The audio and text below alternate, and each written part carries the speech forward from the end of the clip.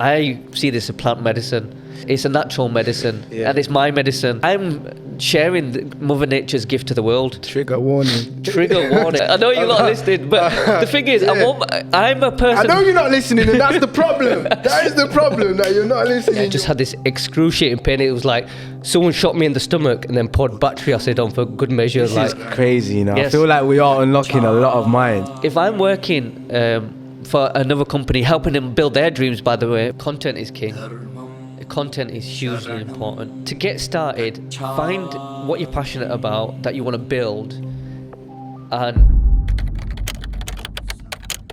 Welcome back. Another episode, A Brand Show with A Brand Specialist. Today, we're here in the building with Manny, Fifth Ray, Cosmic Hue. So, yes, we appreciate very much you coming down, my bro. Thank you so much. Yeah, man. What you saying? I was just going to say thank you for bringing me on, Alex. I think we're going to have a deep conversation. We're going to be discussing, I don't want to give too much away, but we're going to be talking about mindset. We're going to be talking about fifth rate entrepreneurship, fitness, and how we keep moving forward. So where would you like to start? Me personally, I love the entrepreneurial side of things. I love the hustle, but also I think it's fair that I know a little bit about you. Maybe we can enlighten people, like, who are you, where you come from, what do you do, what is Fifth Ray? Yeah, absolutely. Yeah, I think it makes sense to kind of say my journey, then we can get into the thick of the entrepreneurial side. Yeah. So I've got something, I had something called Crohn's disease.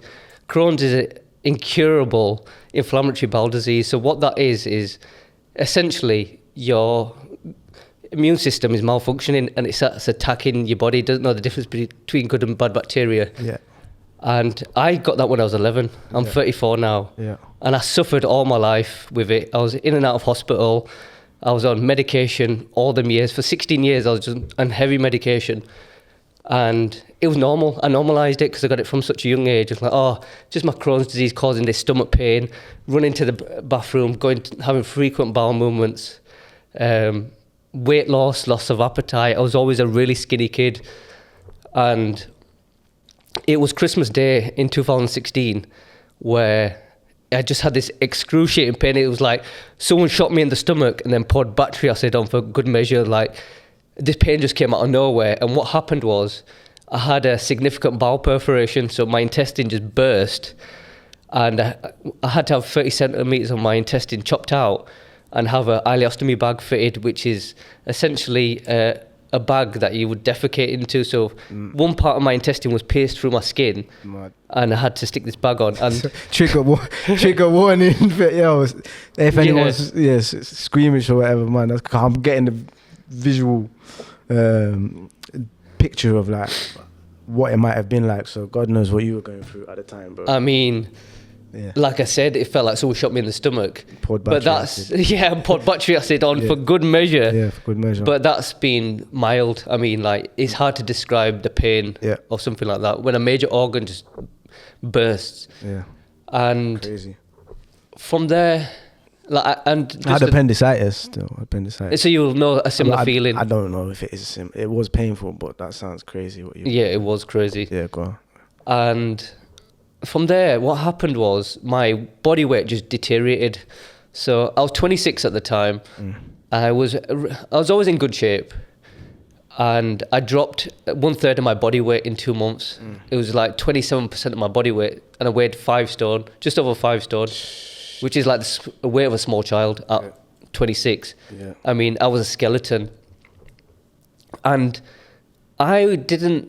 we'll get it more into the story because I'm just kind of laying the foundations of my journey.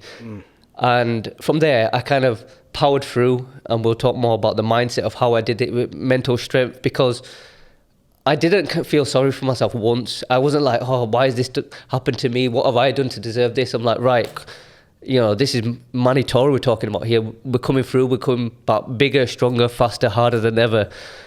And fast forward from the moment I went back into hospital the second time, I had to get fed intravenously because I lost 1/3 of my body weight. Yeah. I had to get that weight back on, otherwise I was going to risk just being frail. And and skinny for a very long time. So I got fed intravenously, and my weight started to come back on. And 6 months later, I've come out of, I was in hospital for about a month and a half at this point, the second time. And one day I was changing my ileostomy bag. I had to change it every day. And my intestine that was just sat on the edge of my stomach fell out of my stomach and prolapsed. Trigger warning. Prolapsed. Man. And it was dangling 6 inches like inside of my groin. Wow. And I was just stunned. Man. It was scary. I was just, imagine an organ just casually falling out of crazy the exterior of your body. Crazy. And from there I went back to hospital, and they gave me 3 options. They said, you can refashion it, which is basically have surgery to put it back into your gut and just continue having the ileostomy bag. Didn't want that. The other option was chop out that 6 inches, but I've already lost 30 centimeters from the first surgery, and that was going to cause more problems if I had more of my intestines cut out, or reattach. And all I wanted was reattach, because once they staple it back together, I can rebuild and continue with my life.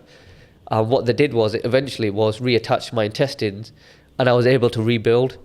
So the moment I had that surgery, which was May 2017... Which bit did they reattach?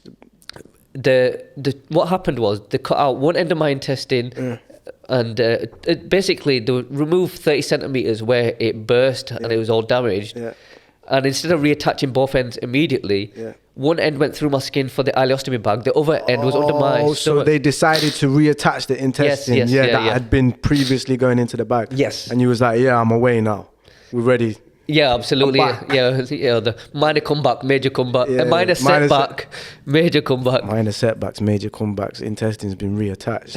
It's big. All right, cool. I like it. And then from there, I was like, I need some validation here.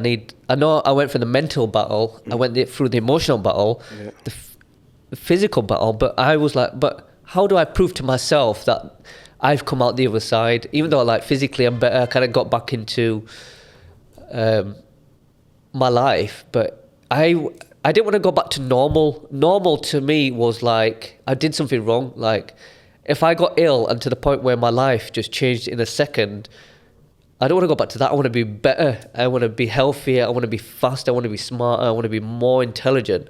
How do I go from rock bottom, from almost dying from that perforation, to being the best I could ever be? And my journey kind of took me into powerlifting. I'm 5'3". I was at the time about 53 kilos, about 8 stone. And I got back in the gym, started training hard. And from that May, I pulled 170 kilo in the gym. And this guy saw me in the gym and we got chatting, and he was a powerlifter. And one day he messaged me and he was like, bro, I was looking at like the records, and he goes, you could be 3rd in Britain with that deadlift you pulled. And he got me thinking. So he helped me get into powerlifting, and that was November 2017. And then I entered a competition in January 2018. So I had 10 weeks to prepare for this competition. Bear in mind, I come from just a bodybuilding, like casual training background. I never actively trained for a sport. Yeah. And powerlifting is different. You've got to learn the technical rules and all the rest of it. And the deadlift record at the time was 180 kilo in the 59 kilo bodyweight class in the Yorkshire North East, that is. So I had that was my goal. I was there visualizing myself on that platform, pulling that 180 kilo. You wanted to break the record? Yeah, I only went there to break that record. I wasn't really bothered about winning that competition. I wasn't bothered about anything else. For me, with that whole journey that I went through, that deadlift to me was like, look at that. I'm one of the strongest people, pound for pound, in the country. How far is this after you've had your intestine reattached to each other? 8 months. Yeah. So 8 months after that surgery where I had my intestines reattached, I've gone into a strength sport now. But in that time I had to rebuild. I mean, I went from ground zero to get back into just training, getting the body used to lifting weights, because I was bedbound for 6 months pretty much. And so January rolled in 2018, and first of all, I destroyed that competition. I came in first place. I completed all 9 lifts. So in a powerlifting competition, for people who are unaware, is you do 3 squats, 3 bench presses and 3 deadlifts. and you count your total to win. So my squat, I was actually last out of the guys. Like my squats, my week is I squatted 130 kilo and I weighed 53 kilo at the time. And I wasn't worried about that. I was like, my main event is the deadlift. I come here to destroy everyone on a deadlift. Bench press, I benched 90 at the time, and I was first in deadlift, so that pulled me up the ranks. And then deadlift, I mean, my opening deadlift, which was the first one of the three, if I just landed that at 162.5 kilo, I won the competition. But I didn't go there to win. I went there for that record. Yeah. And I hit that 180 kilo, and it seemed quite effortless when I look back at it. But at the time, I mean, that was the biggest sigh of relief. And, you know, like before this podcast, we were talking about climbing the mountain. That to me was, I've reached the top of the mountain of this journey with my health. And that was the culmination of like, I put that stamp of validation. I've done it. I've proved to myself that I'm mentally, physically and emotionally the strongest I can ever be. And that competition I came out with, breaking the deadlift record 8 months after having my bowel reattached, which is a very, very short space of time to go from death's doors to then becoming one of the strongest pound for pound guys in the country. So you was on death's door then? Yeah, like 8 months prior, especially when my bowel perforated. I mean, I didn't mention this at the start, but when they offered me the surgery for the alostomy bag, it was an emergency surgery. They said if you didn't do it, then, you know, in the politest way, they basically said you're gonna die, so you have to have this surgery. So that was Christmas 2016. This competition was January 2018, so just over a year. And I also qualified to compete at the British level because my total was so high as well, between the squat, bench and deadlift. And then from there, my journey just evolved into becoming someone who helped other people with their gut health, their Crohn's disease, their ulcerative colitis, IBS. And I shared my story online, and I was just kind of like, this is what I've been through. And I kind of wanted, the premise was, if I inspire one person to make a positive change, I'll be happy. And what actually happened was, it just blew up and it went viral, that story. So what was the transition then, yeah, from powerlifting to helping people, like the first time that you were helping people, and then now we've got this product here, so there's an entrepreneurial side of things as well, right? Yeah. So basically what I'm saying is, from getting out of the hospital and being told that you were going to die, potentially be on death's doors, yeah, how does that factor into helping people and then sharing the story? Because you must have factored some of the stuff that's into it now into your recovery, innit? Yeah, of course. Yeah. So, and then when did you think that, okay, this can be, make some money, like profitable enterprise and also valuable for people as well? So how this came about with Cosmic Hue was when I was in hospital, and I was literally like bedbound, and all I could do was go on my phone. I physically couldn't walk. I bet they were giving you a lot of pills. Yeah, I mean, there was a lot of tramadol, morphine. Morphine was at the beginning, actually. What was that saying? Oh, I hated it. Yeah. It was, you hallucinate, you're loopy. Crazy. You're just not with it. And it didn't make a dent in the pain. That's how painful it was. You know, going back to how I was describing the pain, morphine, one of the strongest painkillers in the world, didn't really make a dent in that pain I was suffering. That's mad. It just made me more loopy and having weird visions. So when I was in that bed, I was on my phone, and I was like, I'm doing things wrong. I'm relying on the medication, which wasn't helping me for them 16 years prior. And I was looking for natural ways to heal my gut. And you just go down this rabbit hole of like, I started to understand how the digestive system works, how our body absorbs nutrients and minerals and food. Because bear in mind, at the time I was 26, I was 5'3", well, still same height. Yeah. And I because I got at such a young age, I wasn't able to absorb my nutrients and minerals from my food. I suffered with malabsorption for a long period of my life. Yeah.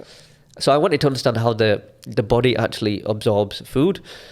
And it led me to the power of healing plants, herbs, and I started to then I was like, oh, okay. I started consuming a lot of turmeric at the time. Then I heard about marshmallow root, and I started hearing about echinacea and ashwagandha. And this is in 2017. So then I started consuming them, and my health just started improving. And pretty much after I had surgery, I was on medication for them 16 years. At its worst, I was on 14 tablets a day, and I became off all medication, all like infusions, injections. And to this day, it's been 7 years, and I'm medication free, I'm symptom free. And a big part of that is Fifth Ray's Cosmic Hue. Like, I made this super blend off the back of my own journey of healing myself. And like right now at home, I've got 30 different jars in my kitchen that I make my own little blends for myself, for my wife. And when my journey transitioned into helping other people, when my story went viral, I started coaching other people, and I still do, with their gut health to overcome Crohn's disease and ulcerative colitis naturally. And I was giving them these plants. Which one was the second one? Crohn's disease and what? Ulcerative colitis. Ulcerative colitis. Ulcerative colitis. Colitis. Yes. What is that? So that's in the same family as Crohn's disease. So Crohn's disease, it generally impacts the small intestine with chronic inflammation. Yeah. Ulcerative colitis is ulcers in the large intestine. Can I have a look at this? Yeah, of course. Respect, brother. So basically, this is not just for people with Crohn's disease, though, because as far as I'm aware, I don't have ulcerative colitis. No, it's not. I don't have Crohn's disease either, but gut health is important, right? Absolutely. I'll let you continue before I answer. No, I don't know. So basically, you're in the hospital on death's door, serious stuff, right? Morphine, hallucinations, all of this stuff, and you're going down a rabbit hole. And you've decided to start taking, I imagine, the ingredients what are in here. Yes. The ingredients that are in here, you started to source them when you got out of the hospital?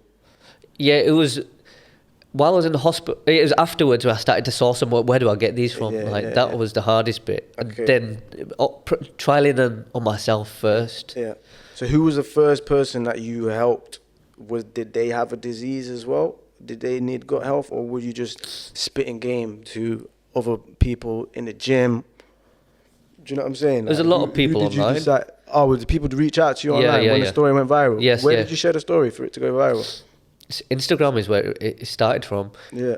From when you were in hospital? No, it was afterwards. After the powerlifting, once I broke the record and I shared my journey from that point. I was like, this is where I went from. And now I'm in the best shape I've ever been in, the best health I've ever been in. Yeah. And I broke this record. Before you were powerlifting, did you have Instagram? Yes. Were you really posting? Not really. Not really. Just a normal, I had probably about 300 followers at that point. So when you were powerlifting, is that when the story went viral-ish? Yes, yeah. You were on the news? Yes, I was on BBC, I was on ITV. Yeah. Being featured in Sport Bible and Lad Bible, Daily Mail, like that. I mean, there's a lot of publications on that, actually. Big Brother were the first people to reach out to me.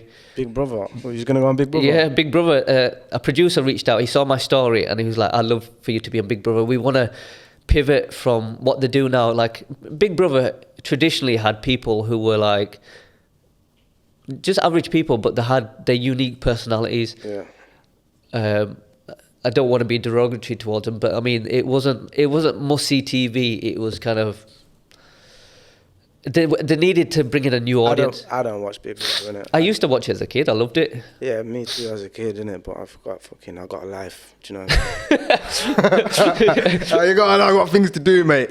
So basically, yeah. So they were gonna have you on Big Brother. I would have watched it if you was on there, mate. Now, if you go on there, I'll watch it. Let me know. What I'm saying is, so at what point did you say, cool, this is getting a bit too much now? Or when have you always been an entrepreneur? Yes, I've always had it from a young age. Yeah. So when my first entrepreneurial memory was I was 7. Put the question out of my mouth. I was. Yeah. Go on. Yeah. It suits you. I was 7. Yeah. My dad, he's always had dealt with transit vans. My dad's a businessman. I've always watched him. Yeah. And he had this van when I was a kid, a pickup, and it had all this wood in the back of the van. And I got a hammer and nails, and I started hammering this wood, and I didn't know how to build like a stall where it had like the frame, like a square, and the bit to kind of have it stood up. So I kind of built the front end, which was the top where the banner would be, or like the brand, 2 wood coming down, and I kind of just stood it up with like some crates to balance it. And my mum had this stack of birthday cards that was sat in the sun, and they're all faded. Like, I don't know why she had these random birthday cards. Yeah. So I went and... Might have been selling them. No, it's saving it, you know, like if someone's birthday came up, like, no. we'll just get that out, that pile of cards. Yeah, we've got loads, yeah, that. And I just sat outside outside the front of my house as a 7-year-old and tried selling these birthday cards to people walking by. And that's my first memory of trying to be an entrepreneur. Yeah. Through high school, I used to sell SIM cards. Now you don't buy SIM cards, but back then they were like £10 a go in 2003. I used sweets, chocolates, PlayStation games, mobile phone covers. So I did all that through high school. Yeah. I used to sell rubbers that looked like £50 notes. My mum used to buy them for me for 50p a go, and I used to go to school and sell them for £1. Yeah. That's where it started. Yeah. But so when did this begin? After the powerlifting? So fifth grade came a bit later on. Yeah. I've always been in an IT background. I got a degree in computer science. Yeah. And prior to that, I was working for a company, and I went back to work because my mum wasn't working because she was looking after me full time because of how unwell I was. I've lost a job with a good salary, and I had a company car that was just sat in the driveway. And when I was ready to go back, I was like eager because I was like, there's not 2 incomes are missing in this household, and it's me, my mum and sister. Yeah. And as soon as I got released from hospital in the May, not in the May, in the April, before I had my second surgery, I still had the bag. Yeah. I went back to work and they made me redundant. Oh, yeah. And it was just... Cheers, guys. Yeah, dirty behaviour that was. Appreciate that. So I got made redundant, and I won't get too much into that, but that then I had to find an income. Yeah. I found another job in IT, a better role, better company. Yeah. But at the same time I was doing that, my initial mindset was, I kind of got trapped in the matrix of, you know, you work, you get a good income, you can buy a nice 3-bed semi and have a decent car. And when all this happened, I was like, my heart's not in this. Like, I love the fact that I can help people. My journey's taken me in a different direction. These plants are helping me tremendously. They're helping other people tremendously because I'm coaching people and recommended it to them as part of their program for me to help them heal. And it's not purely for people with Crohn's and colitis. This helps with gut health, energy levels, your mood. And when I say mood, your stress and anxiety levels too.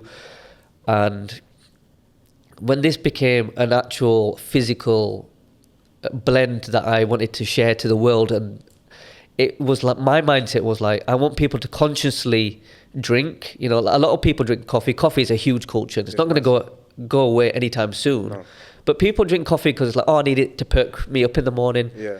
The thing with coffee is it's very acidic on the body. Yeah. All disease known to man thrives in an acidic environment, and most of our bodies are in an acidic environment. When stress can cause that, red meat, caffeine, a few examples. Where these plants are alkaline, your body wants to be in an alkaline state for you to be healthy, to reduce inflammation. Inflammation is the root of like most diseases, if not all diseases, regardless of where it is in your body, in your gut, your liver, your joints, your brain, your kidneys, wherever. We want our inflammation levels to be a normal level. And our immune system is our defense mechanism. We should be looking after it and nurturing it rather than relying on maybe something synthetic that we inject to help boost our immune system. Like, we want to be taking care of it through our gut, because 70% of it is in your gut. 90% of your stress, which is your cortisol hormone, is in your gut. Yeah. Your serotonin, dopamine, which are known as your quote unquote your happy hormones, are regulated by your gut. Your gut's like your second brain or something like that. Absolutely, and that's the kind of the tagline with Fifth Ray: fuel your second brain. Oh, is it? Yeah. You see that? Yeah. There you go. Yeah, man. So it's the second brain. So what I'm saying is, when did you think, yeah, cool? Where did you come up with the name? When say, cool, I need to sell some of this stuff then, because you're coaching people. What you're coaching people in just what foods to eat, or were you coaching people in? No, it was mindset. Because mindset is important when it comes to healing the body. Yeah. Stress has a massive part to play. Like I said, 90% of your stress is in your gut. And people coming to me who are like stressed in their relationships, university. Through social media? They came to me through social media, but I set up, I started putting myself out there saying I'm coaching people to help you on your own journeys, because I've helped myself. People see my story and like, wow, he's done it. I need his help because I want to know how he did it. What did he eat? So nutrition was a part of it, but stress management, mental health are huge elements to healing the gut, the second brain. How this came about Fifth Ray was, right, it works for me, it works for all these other people. I'm now going to make this super blend, so it's going to be in a convenient way that everybody can drink this regardless of what's going on. If it's, they say prevention is better than the cure. So it's for people who are mindful of their health and well-being, they're mindful of their gut health. They might have struggle with fatigue or lethargy, or always feel their stress levels jump up, or they feel anxious. Yeah. Like, this helps bring all of that into regulation. I've heard that if you're feeling tired, you can be iron deficient. Yeah, absolutely. That's a big part to play as well. But you could get iron from red meat. So if you're going to get iron from red meat, then that's contradictory to the whole alkaline thing as well. So what's your thoughts about that then? Well, that's a good point. So, 2 billion people in the world, okay, according statistics. I could drop some statistics as well. I know a bit of science out here, but so 2 billion people in the world are deficient in iron. They have anemia. Yes, and that considering there's 7-8 billion people in the world, that's 1/3 of the world's population. Yeah, and iron gets absorbed not just by consuming food like red meat does have sources of iron, but you also want to be having calcium to help with that, vitamin D as well. Coming back to the energy levels can be associated with low iron. It can be associated with like other deficiencies like vitamin D as well. But the energy is controlled by your gut. So for example, when you're really hungry, you can become tired and lethargic and weak, and you can also be moody as well, like hungry. You've heard the term, if someone's hungry, don't talk to them when someone's really hungry, because your gut is controlling your energy and your mood. Once you eat, you've got more energy and you feel like your normal self again. So if you're consuming Cosmic Hue, which has a lot of minerals naturally in them plants, including iron. It has got iron in it. Iron, like nettle, is a great source of iron in there as well. Okay. The thing is, when it comes to, like the example that you said, is that people think energy comes from stimulating your mind. Caffeine, like, I feel weak or tired in the morning, I'm going to perk myself up and I'm going to be energized. But what happens with having coffee, for example, is that it gives you the illusion that you have energy. Your body is still physically tired, but your mind, the connection between your mind, I forget the term of it, but there's a connection between your vagus nerve, which is between your brain and your gut. The neurotransmitters, the connection gets kind of lost. And what happens is you feel like, all right, I'm not tired, but your body physically is. What Cosmic Hue does, it's not tricking your mind, it's not an illusion, it's fueling your body to actually have full energy. So when the coffee wears off, people have crashes, and the reason they have the crashes is because they're physically still tired. You don't get crashes with this? No, absolutely, because you're fueling your gut, which is where most of your energy actually comes from, not from thinking that your mind needs to be stimulated. It does both. So when you had this blend, how long between you creating the blend to what's the journey between you creating the blend, coaching people in their mindset, to it being put in this pouch that's here now? Like, how did that journey go? Because I know about like I don't know, you can do like Alibaba, get a graphic designer, get some packaging, you can order some stuff from China, things like that. Like how similar to that rough, that rough roadmap that I mentioned. Yeah. How did your journey do? Because I like the design, package looks sick.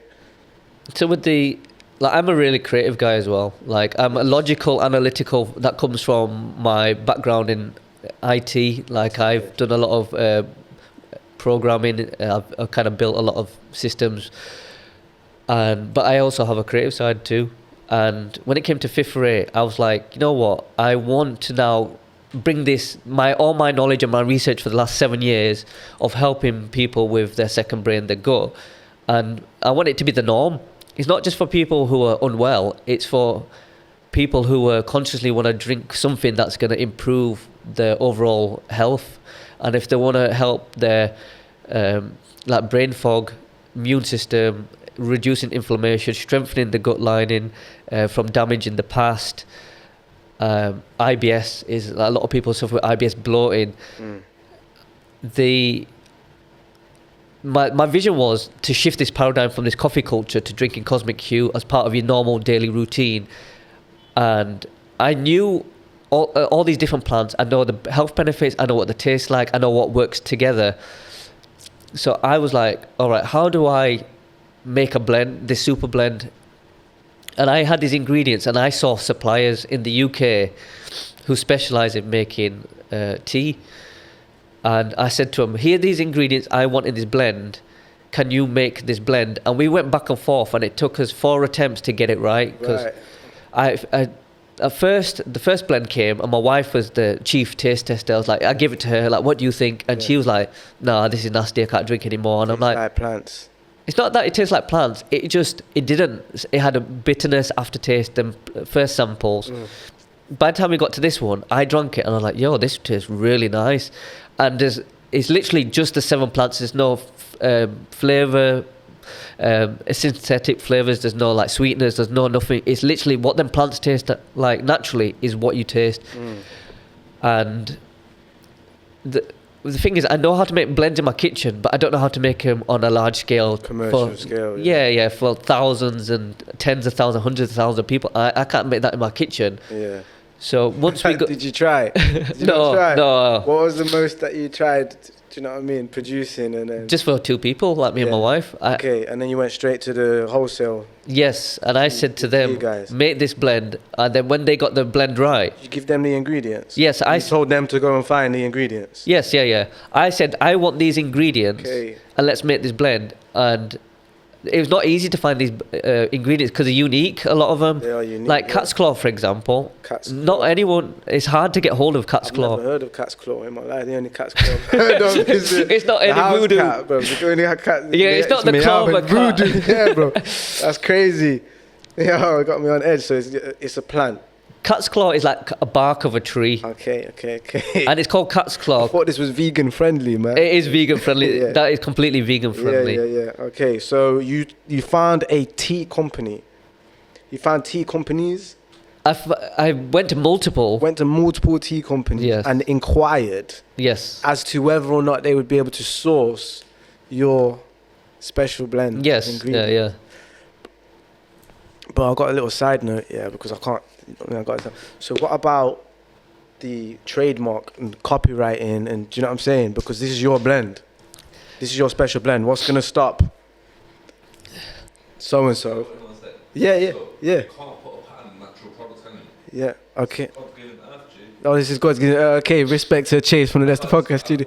Yeah. What is his confirmation? Is this that's a proper product. Right, yeah. So a little birdie has told me in the back of the studio that we can't trademark natural God-given substances on the planet. Is this true? And how would you deal with that trademarking issue? Did that pop into your mind? Excuse me 1 second. Put this phone on airplane, man. We're getting into it now. Yeah, thank you. So yeah, you found some tea companies. You gave them a list of ingredients. What I would be thinking is, hold on a sec. Big Ben tea company guy, I don't even know if that's a thing. They're going to steal my ingredients. They're going to steal my thing. What is that a thing? How have you dealt with that? Is it true? First of all, it is true. Yeah. You can't pattern plants that come out the ground. Like Pattern means pattern is how would I describe a pattern? It's yours. yeah. Yeah, it's just simply yours. You have to apply for you to have this formula, and only you can use it exclusively. If anyone else tries to use that same blend, basically you can you can sue them, and there's legal implications on Yeah, that. so I say a pattern is like pattern is something from the intellectual property trademarking office in the UK and also abroad, depending on which country jurisdiction you're operating in. You might have to register for trademark. Yes. Yeah. Pattern.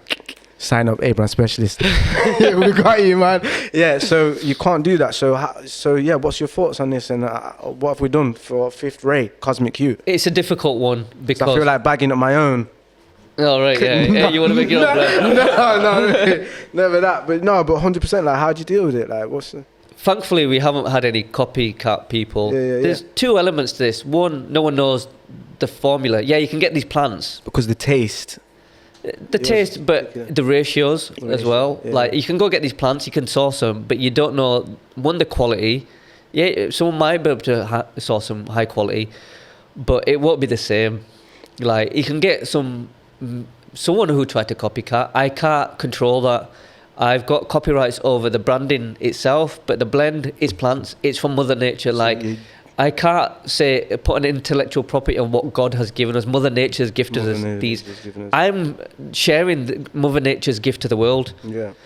And to avoid what you're talking about, it's something. Yeah, I've had lots of conversations about this, and we've tried to figure it out. Good. And it's an ongoing thing, but it's a difficult one. Like if I compare it to Big Pharma are pills. And they're chemicals, and they can patent that all day long, and another pharmaceutical company can't copy that. And they do take extracts from plants as well. If you start extracting it and mixing it with something else, yeah, absolutely, I could put a patent on it and get an IP on it. But these are just the pure natural plants from Mother Nature. There's not much I can do about it. And if someone tried to copy it, I mean, I think that's quite endearing. Yeah, it's a compliment. Yeah, it is. Well, one thing that's what I've heard along my journey, and one thing that's very true with yours is that what someone can't copy when it comes to this, again, like you say, you're a creative guy, you've done what you can in terms of the branding and stuff like that, but someone can't copy your journey. Someone can't copy what you've been through. Someone can't copy the level of experience that you have from being in a hospital, having, what's it called, hysterectomy? What's the thing called? Ileostomy bag. Ileostomy bag, intestine prolapsing out, having the option, having been told you might die, and then having the intestines reattached, then becoming a powerlifting champion, then breaking world records due to the blend that's been created. Someone can't copy that. Someone can't just pretend that they've been through the same stuff. So I feel like the mindset and the coaching that you've done, I'm pretty sure you can put a IP on that. You can have a method that you would direct people to go down on a road that you might lead people down, and you can put an IP on that for sure. That's definitely intellectual property, man. Maybe look into that. The thing is, I wouldn't put an IP on my journey. I mean, I don't see the relevance in it. Go on. But you're right. Like, if someone tried to make this blend, it was inspired by my journey. Sick. Yes. And no one could copy that at all. Yeah. Someone could. I don't want to give people ideas actually, but you're simply right, Alex. You can't copy the journey. Like this, Fifth Ray is built off the back of my journey, but that's what kind of got it off the ground. Is like, this is what I went through. This is what I've created to help you, and that's simple as like it's designed for me to reshare Mother Nature's gifts to the world. Yeah, mad. So, contacting the tea companies, did they also sort out the packaging, and how were you managing at the same time to help people with their mindset and then direct them to also taking these blends? Because if it's 7 years ago that happened, that you've been coaching people for 7 years, or 7 years ago that incident happened. Yeah, it happened 7 years ago. And and Fifth Ray's been about for like over a year. 6 months. 6 months. Yeah, 6 months. Yeah. So where did the business side of things come into it, or take a, develop from the coaching and stuff like that? Because is it built off the back of the coaching stuff as well, the mindset and It's layered this actually, because going back to when I was a child, I had this entrepreneurial flair. As you get older, I did well at school academically, and they teach you, go to uni, you get a good job, you make loads of money, and you get trapped by the matrix of like oh, this is what you do, but really it's a trap, because you get put into the rat race.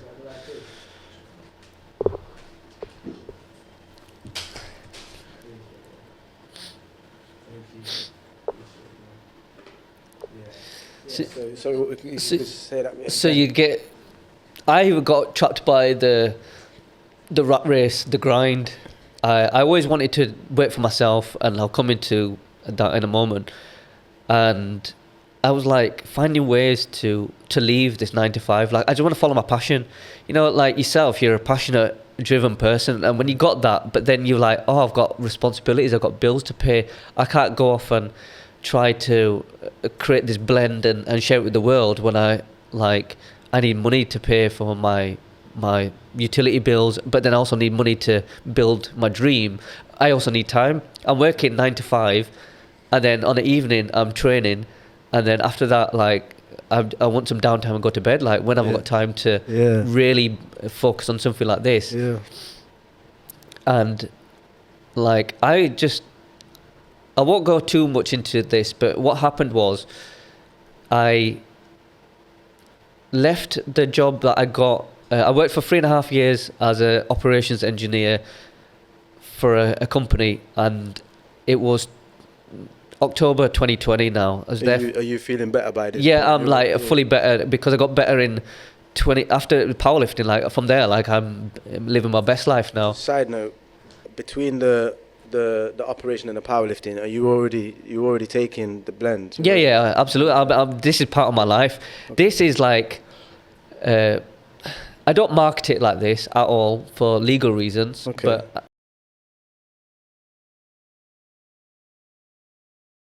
yeah, and like, I've been medication free for 7 years after being trapped by Big Pharma. What about, sorry, go on. Nutritional supplement. It's a nutritional supplement. So Chase, last one, yeah. Is that water bottle in the shot as well? Yeah. Is it in that shot? Yeah. Because you put on the floor though, it's for your benefit, innit? Like, yeah. So then when I'm chopping it out, do you know what I'm saying?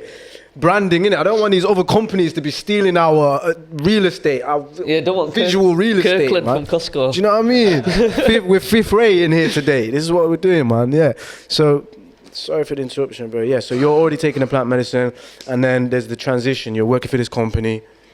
How to balance the entrepreneurial side of things with needing to generate an income to put into it, man. So yeah. And you also, when you pursue something, the hardest thing is like, I need this to get off the ground quickly, because I need it to cover at least my previous wage. Then I know, like, close enough to it, so you can build it knowing I've got an income, and build upon that. Like, so like, I'm not gonna say my income, but let's just say $2,000 a month. Like, all right, I need this to make $2,000 a month as soon as, because then I can leave my job and switch over. Yeah, I didn't have that easy journey. I didn't do what most people said to me to do, was save a load of money, have like 6 months worth of like savings, and then like you can have about 6 months off.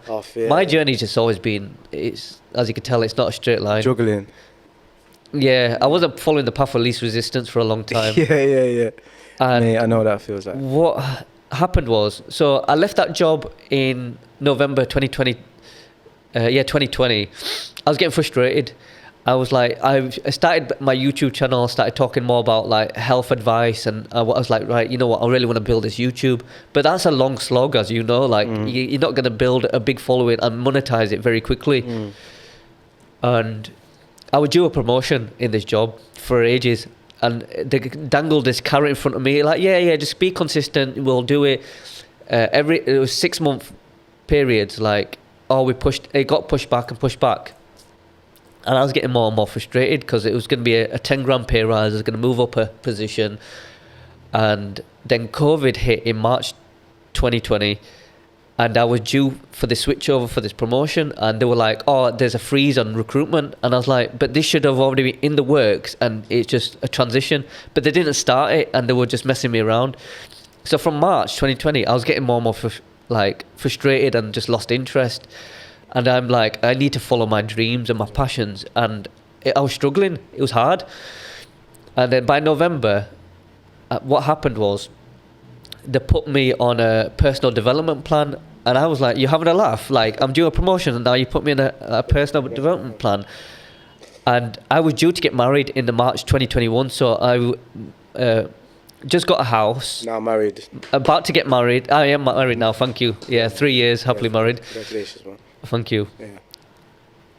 So I was due to get married, due to move into a house and move out for the first time. And so I need an income and pay for a mortgage and all the rest of it. I can't just justify leaving and follow my dreams at this point. But I was so frustrated, and I was like, mentally this is impacting me now. And I'm super resilient and bulletproof. And this was just getting on top of me.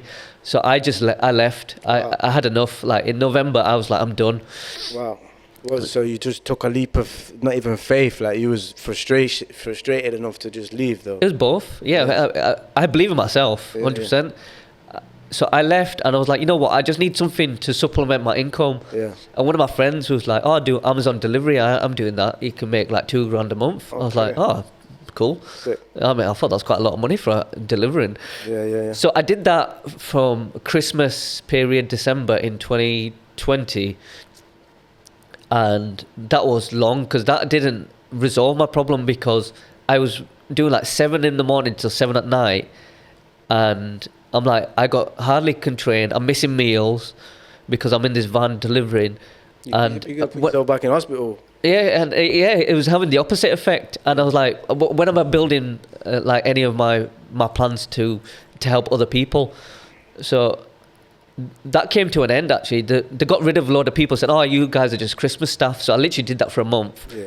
And then in January, I said to my fiance, like, I'm not looking for a job. I'm literally going to sit and just build. So this is where gut health coaching started. I started building it in January 2021. I built a website on WordPress. I created a load of documents and ebooks to provide to clients. I built out the structure, not knowing what is a gut health coach, that it didn't exist. Wow. Do I need a qualification? It turns out it's not regulated health coaching, so I didn't get a qualification. I didn't feel like I needed to justify it, because people coming to me and just looking at my before and after picture, saying you know some stuff. Yes. Share some stuff. Yeah. Okay, so you went hospital, you nearly died, came out, powerlifting, mindset coaching, a little bit. It's more gut health coaching, but mindset was part of the gut health coaching. But no, after powerlifting, no. So after the powerlifting, so I continued to powerlift prior to I stopped powerlifting officially in like 2019.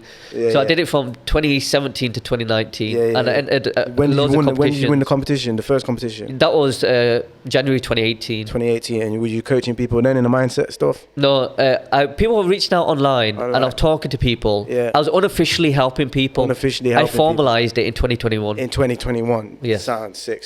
Made an ebook, made a website, WordPress. Yeah. Started creating ebooks. Yes. On PowerPoint. Adobe, man. Yeah, Adobe. It's before like I knew about Canva. Canva would have made my life easier. Yeah. And so now I formalised this coaching. But I said I'm not going back to work. So like for this month, I just for January, I was like, I'm just gonna focus 9 to 5 build, and I actually built all of that in 1 month, pretty much. Sick. So that's how much you can get done in 4 weeks. Yeah, and I applied for one job in that time. My fiance. What's that? Sorry. Do you think some people procrastinate on their people on what they want to do? Yeah, absolutely. Like they're like, I've got people I know personally, like, oh, I'll start that next month. I'm sending shots to people I know right now. I know you're not listening, but the thing is, I'm a person. I know you're not listening, and that's the problem. That is the problem, that you're not listening. You're watching.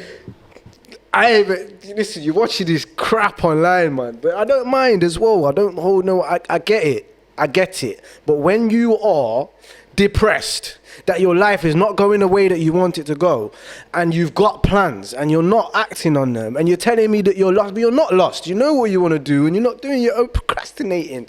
I had a conversation with my mate like yesterday, bro. Do you know what I'm saying? So I'm venting. This is the fact. He's saying you're procrastinating, man. Look what you built that in 4 weeks time.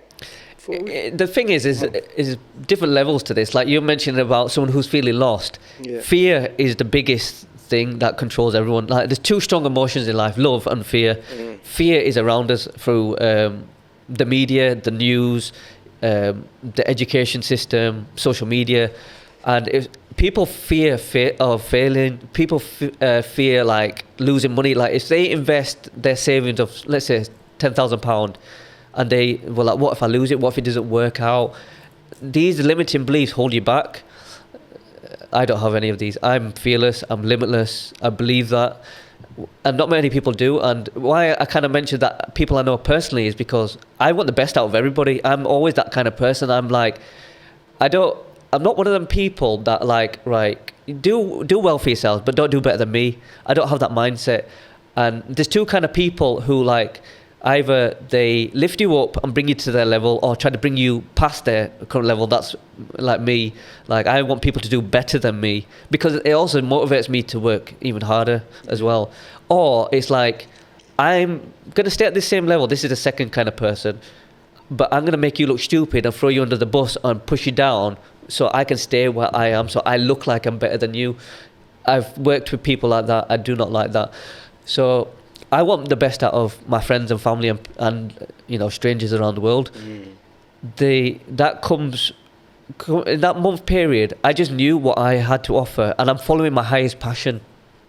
When you listen to that, your intuition is like is your voice from your higher self. This is going spiritual, but I'm going to say it. We have two parts to ourselves: our physical self and our higher self. Our higher self is that person, so to speak, in the non-physical world, the spiritual world. We all always have that voice or that feeling of like, you know what, I'm not going to turn left because I've got this feeling something bad's going to happen if I go left. I'm going to go right. And then you realise, oh, on the left there was a car accident, so good thing I went right because I've just avoided that. Your intuition talks to you through passion. Everyone should be following their highest passion at all times. And that doesn't mean like this big grand pursuit of a life goal. It could be like the simplest thing of like, you know what, I'm tired, I'm just gonna nap. That's what I feel like doing now, rather than getting up to wash the dishes because I don't want to do that. That's a really small example, but that's your intuition, your higher self telling you to follow it. And everyone has that, and what stops them is fear, is logic. If someone's like, you know what, I can't follow my passion because I've got kids to feed, I've got bills, I need to look after this person, I need to do this. How can I do all that logically? So therefore, they suppress what they want to do. That's when, you know, mental health can be impacted from that, depression, feeling lost. And money is the biggest factor when it comes to stuff like this. I was in that mindset, and I'll talk about my money blocks later in this conversation because I find it really fascinating. So in that January, I was just like, I'm not bothered about the money. I know I'll be fine. I'm following my passion. I know things will work out. I applied for one job, and that was to do food delivery for Ocado, and that was it. And I just went to work, and I got the coaching ready, and I launched it in the 1st of March. In the first month, I signed 5 clients. Sick. And it just went extremely well. And that was very limited advertising. That was just purely from my social media page. Because at that time, it had, I grew it to about 30,000 followers, but I've deactivated that account now. I've just have my personal Instagram, which is Master Key Manny, and the Fifth Rate Instagram. But from there, I was like, you know what, I'm going to help people, because my focus, and still is through Fifth Rate, is to help people, help humanity, help them raise the vibration, help you heal, and for me to serve. And I was doing that through physically sitting down with people and helping them overcome their diseases. And I've done a great job in nurturing them. I can't take any credit because it's the people who I've helped who have done the hard work. I've just guided them on their journey. And that was me trying to then shift from the 9 to 5 into doing something that I love. When it comes to a financial aspect, it's not stable because the number of people coming in throughout the months is up and down, and I'm trading my time for money. When you work for anyone, you go to work, you get paid. You don't go to work, you don't get paid. You trade your time for money. You know, people have limited holidays. Oh, I've got 25 days holiday a month. Oh, I've got to ration them out for the year. I was like, I do not want to trade my time for money at all. If I'm here having a great conversation with you, Alex, on this podcast, a brand specialist, I want to know that an income's coming in while I'm sat here talking, while I'm sleeping, while I'm in the gym, while I'm driving from Leeds to Leicester, that money's coming in. Whereas if I was working a day job, it's a Saturday today, like, there's no money coming in at all. And so I was like, how do I do something that I love and build a financial freedom is what we all seek, right? Yeah, it's a buzzword, but it's something to it. It's true, right? It's a truth. We all want freedom. Every single person on this planet really wants freedom, and freedom comes in 4 key areas. Yeah, I like this conversation. I'm glad. Financial freedom, time freedom, location freedom, and health freedom. So I've mastered health. Like, that is me done. Like, I'm in control of my health after suffering for them 16 years. I'm free from health, and a big part of that is my lifestyle. Cosmic Hue helps hugely as well, because I drink this every day. But then financial freedom unlocks time freedom and location freedom. Yes. If I'm working for another company, helping them build their dreams, by the way, when I've got my own dreams to build, I have to go to that office 5 times a week, Monday to Friday. I do not have location freedom. I certainly don't have time freedom. Call it wage slavery sometimes. Yeah, of course. That is what it is. Yeah. And, you know, and it's also a perception towards money. You know, one person might say 50 grand a year, yo, that's a lot of money, you're doing all right for yourself.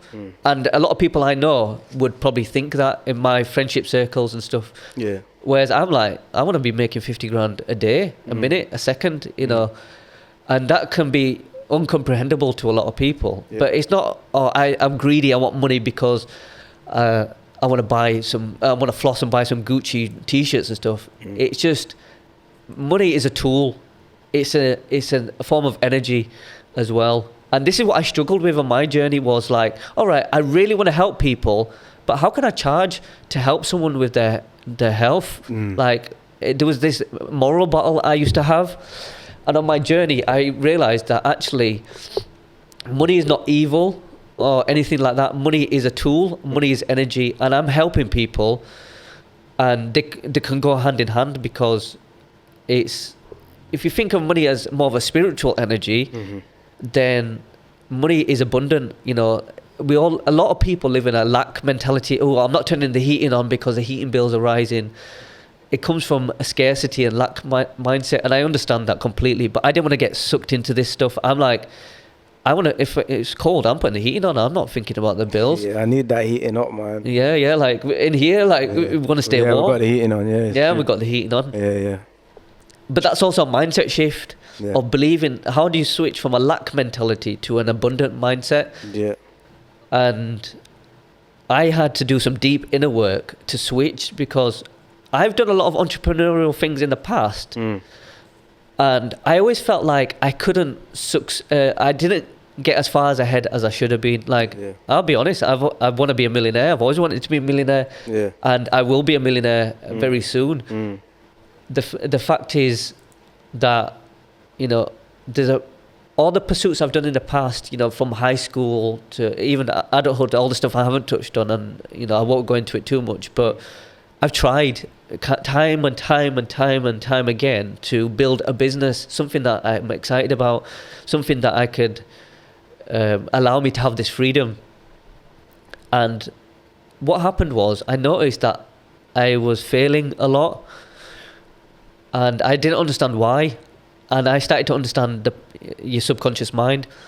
So I really started to master, and it's an ongoing journey about knowing how to reprogram your subconscious mind. So a bit about that is, Our subconscious mind is our automatic programs. So like say if you see someone on the street and they randomly say, hey, how are you? You might just automatically say, oh yeah, not too bad actually, without even thinking. Yeah. That's an automated program in your mind. Sometimes you might be driving and then you're deep in thought, and then you kind of come back and think, oh, how did I get here? But you drove safely and all the rest of it because your subconscious mind is driving that car for that moment in time. We live 95% in our subconscious mind off these automated programs. Your subconscious mind gets programmed from childhood, under the age of 7, from your parents, from school, your friends, the news, the media, things like that program. Yeah, so if you have a lack mentality, which I did in my subconscious mind, which I found out, because that 5% of your conscious mind is you and I now. I'm conscious, we're having a conversation. Yeah. But this isn't controlling my belief system. It's not controlling my automated programs. They're two different conversations. So I'm here like, yeah, I desire financial freedom. I want to support my family. I want to support my loved ones. I want to build my passion. But my subconscious mind has a different script. And I'm operating off the subconscious mind, which is the opposite to what my conscious mind is saying. And what happened... Shit, no, you could. What happened was, I got to a point where I was like, you know what? I feel like my subconscious mind is blocking me from true financial success. When it came to sport, I'm great. I've got like football trophies, badminton trophies, powerlifting trophies, and I know I am a winner. Like I'm confident I can go in and win competitions. I'm confident I'm great at a lot of things. But when it came to money, I always desired to be richer, again, not for greed, but just because money is a tool to live the life that you desire, and for generational wealth, and to help my family and support my family.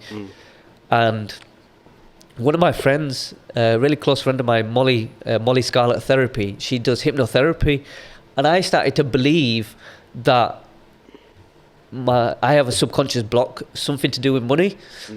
Which is stopping me from really like breaking out and being successful in business. So she came over to my house and put me into... So Molly helped you with this subconscious block? She helped me understand it. So I'll give you some examples of what happened in this conversation. When she put me under... It's not under hypnosis because I'm awake. What she does, she puts you in a brain state called theta. Theta waves. Yes, theta waves. Yeah. I was probably more in an alpha. Alpha is a relaxed state. You go into alpha when you're probably sat watching TV. And like, you know, that's why the TV can hypnotize you, because you're relaxed and things can pass from your conscious mind into your subconscious mind easier. That barrier it almost comes down. Certainly in theta waves is you enter it twice a day.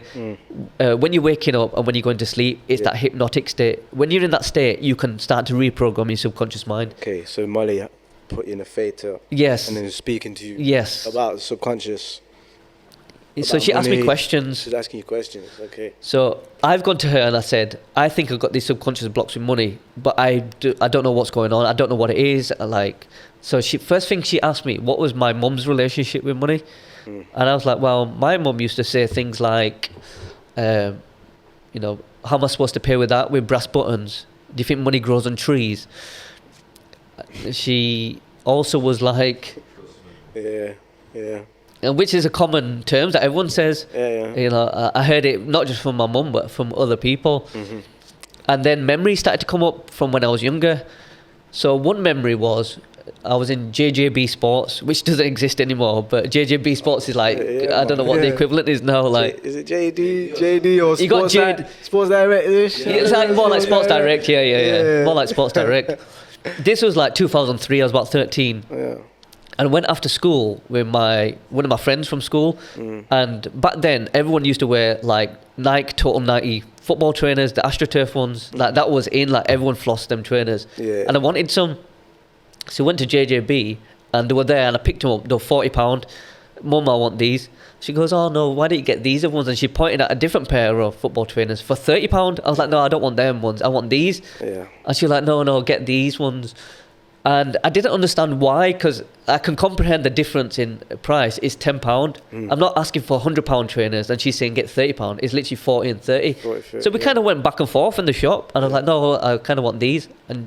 But not wanting to say it out loud that she couldn't afford the extra £10 for the 40 quid ones, get the £30 ones.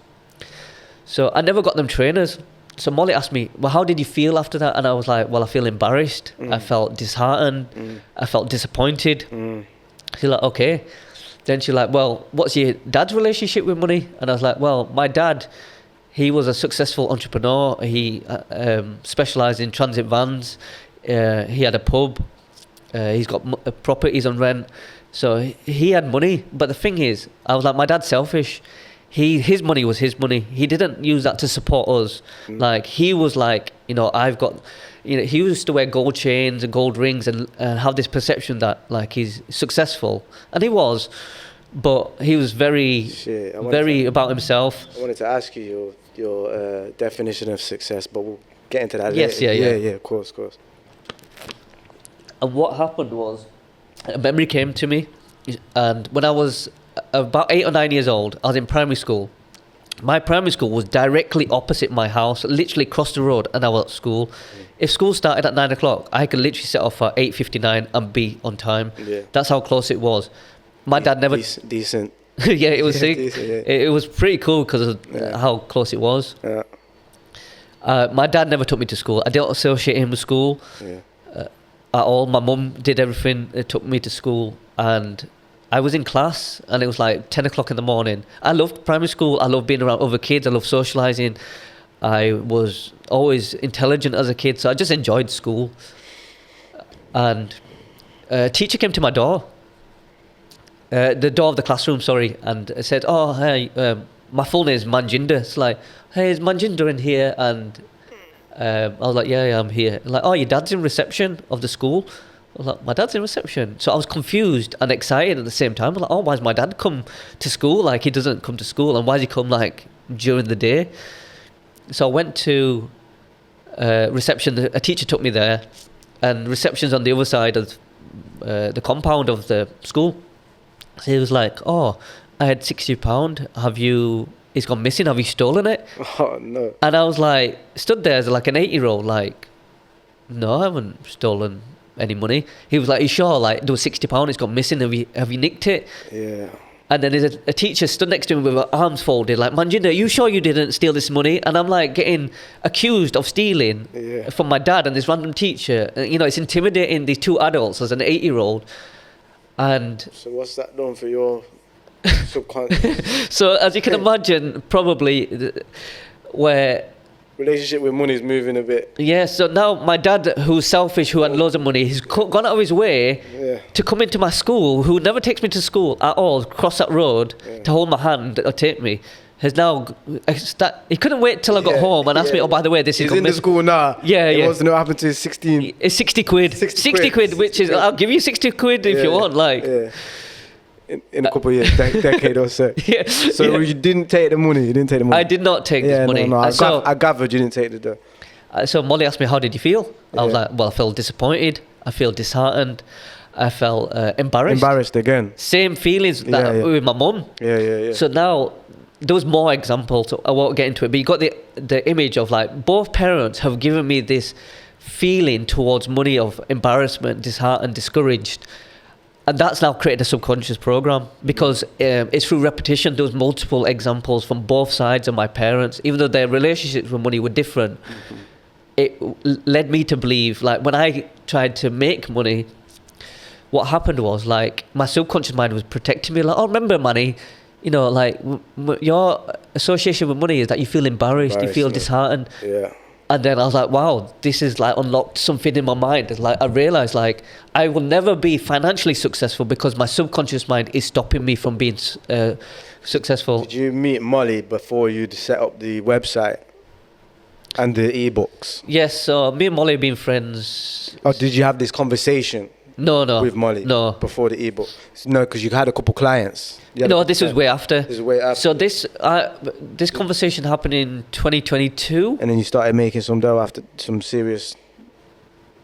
income? Like, how did that No, I affect? was still feeling like I should be further ahead, or I should have, something should be snowballed. With the coaching, I was, the honest truth was, I was doing the Ocado. I got that Ocado job that I You're doing mentioned. I applied for that Ocado, one job. I got it. Yeah. So I'm doing food delivery, waking up at, I started 5:30 in the morning, and I'd be home for about 12:30 in the afternoon. I'm assuming that you got this money from the food delivery and you were putting it into your website, you were putting it into the coaching, then you're getting a little bit more from the coaching, but there's still a block around Yes, yeah, money.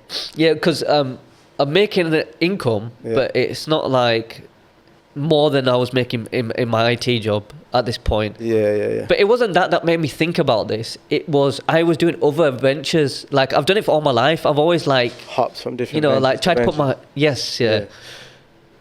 So when I had this conversation with Molly, it was just purely me saying, I think this is my subconscious block. Can you do a hypnotherapy session on me? And then these came out, and I was like, okay. So I went to work reprogramming my subconscious mind. Still coaching, still doing Yes, yeah, still doing all that. ebooks. All Yes, of that. yeah. Yeah. Still doing all of that. Yeah. And I was getting better and better at it because my belief system started to change more and more. But there was layers to this. It wasn't just like, oh, my parents' relationship with money. It was my own, I discovered down the line, my own personal habits towards money. Yeah.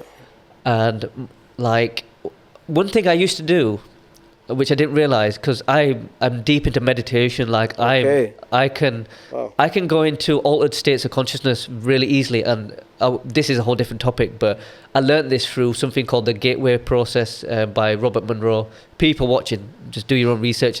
I discovered a declassified. The gateway. Yeah, process, yeah, check it out. No, I will do. I discovered a declassified CIA document Mad. which talked about they did. Are you gonna get us cancelled, Manny? You just come here to get us cancelled? No. I mean, we're unlocking a lot of minds Yeah, here. Like, okay. consciousness of Earth is going to be just evolving. I'm down for that. I'm here for that. 100%. And we'll talk more offline as well. But I'm down. Yes, let's go.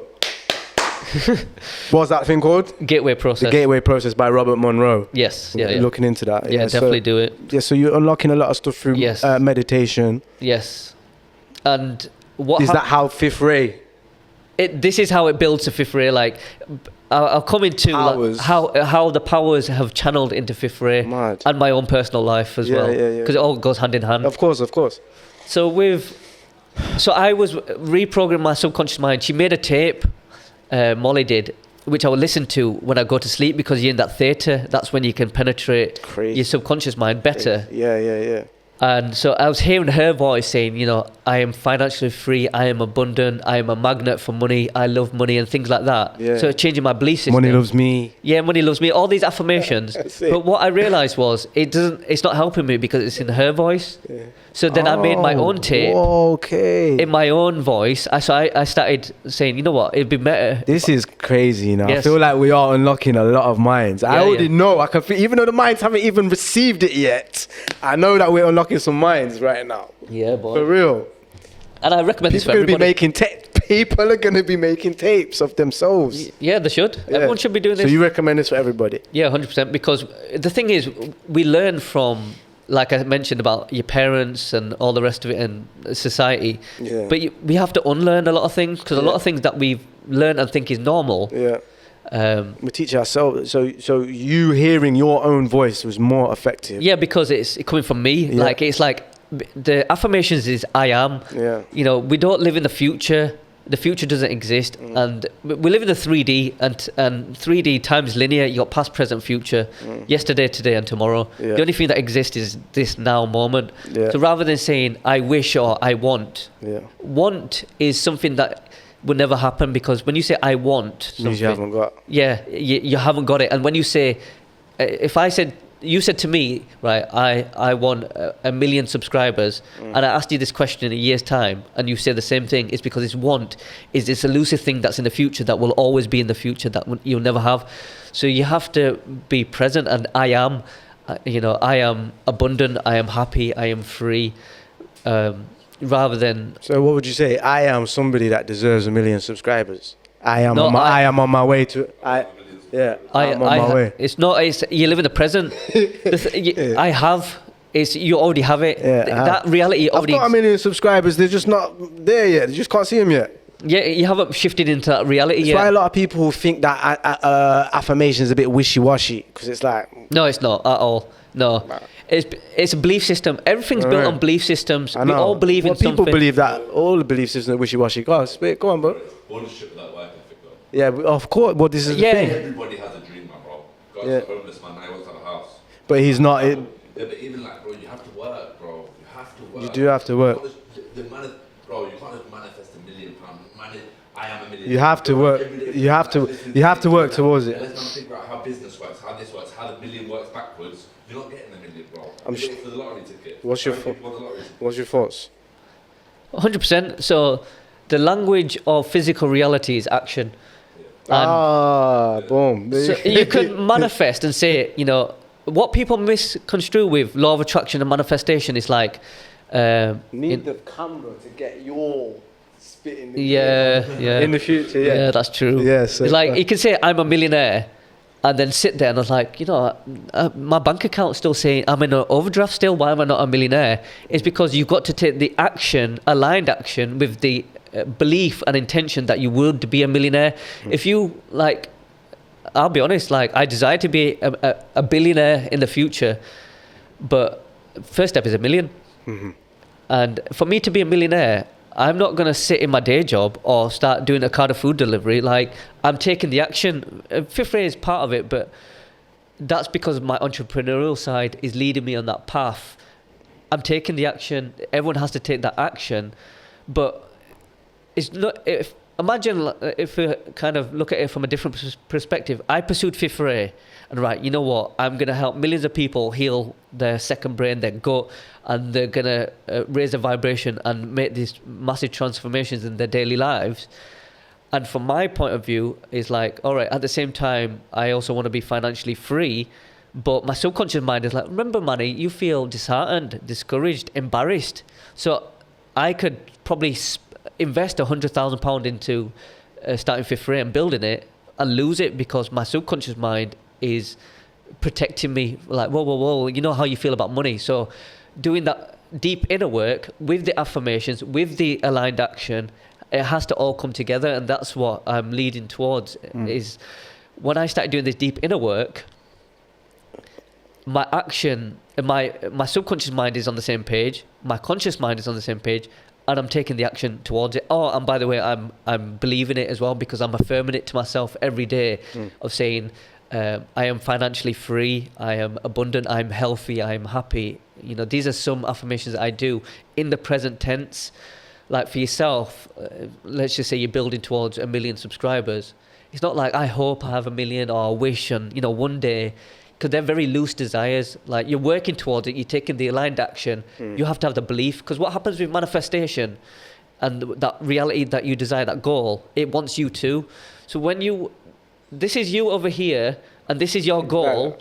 Yeah. It's not you going towards your goal like this. It's once you start taking the aligned action, it comes Attracting. closer and it happens faster. Law of attraction. Have you read that? That's Similar as well if you bring it back to religion. Go on. Like you say, yo, if you give, what does it say? If you walk to God, he comes to you. I see. I've not heard that one. If God a hand, he'll give you an arm. Wow. You know what I mean? That's exactly true, yeah. Take the steps towards Yes, it, yeah. believe. Yes, yeah. You know what I'm saying? I will to you. I'm Yeah. waiting for you. It's You know big. what I'm saying? I like that. It's deep, And man. It's deep. I love it. and you're totally right there, Chase. And with the universe has better plans for you as well. Have you read the Law of Attraction? I haven't read it, but I know all of this. Sound. Yeah. I No, know it's all cool. this Sick. Yeah, extremely well. Yeah. I'm not a master. I mean, a fool knows everything and a master knows nothing. Yeah. Big. Yeah. The thing is with this journey is like you and I are sat here on this podcast. If I was sat at home thinking, you know, one day I'll start Fifth Ray, you know, hopefully it'll work out, I would never be sat here. Once I took my aligned action, you're a magnet for other things that God, the universe, has in store. So you reached out. I would have never, on my dreams and my goals of like, you know what, Fifth Ray is going to be global and it's going to shift this paradigm and people are going to drink more consciously and heal as a result. I couldn't then sit here and think, you know, part of that, Alex is going to reach out to me on Instagram and I'm going to have this great conversation on his podcast. That's where God comes into play, and it's like, oh, well, we're going to align you with this person because it's a fit for both you and I. Yeah. And that's the thing is once you put your desire out there and work towards it, don't have an expectation of the outcome, because God has bigger and better plans. And it's an element of letting go, and people struggle to let go. It's like, no, but if I do this, then they worry about maybe things going wrong. Don't put your energy on what goes wrong. Put your energy on what goes right. Yeah. When I started this, going back to the money mindset, I was like, I need £100,000 to start this. Mm-hmm. I've never seen £100,000 in my life. Yeah. I've never been close to that in the bank. Mm. But I've had like really nice cars. I've had like Audis and BMW M3s and top of the line like specced out cars. And I bought 2 houses before I was 29. I bought my first house at 26 and second at 29. Yeah. So financially, I was always like comfortable. And You needed 100 grand for that. but 100 grand for that, like, Well, you thought you needed 100 grand. yeah, I for it. thought I thought that Yes. Yeah. I didn't need 100 grand at the beginning. But if I had my subconscious program would have been like, deep down, I would have lost that, and then I would have had to rebuild and had to go back into a job to pay them debts off and stuff like that. People fear that because it's from a belief system. I had to work on my belief system of letting go, like it will work out. So how this started was I did the Ocado and stuff, and then I went back into another IT job because I was like, you know what, I need some financial stability because I'm trying, I'm not succeeding, I'm trying to succeed. But in the meantime, I'm working on my my unlearning, relearning, reprogramming my subconscious mind for financial success as well, while doing this new job. And I enjoyed that job, actually. I worked there for a year. And what happened was I got made redundant from this job.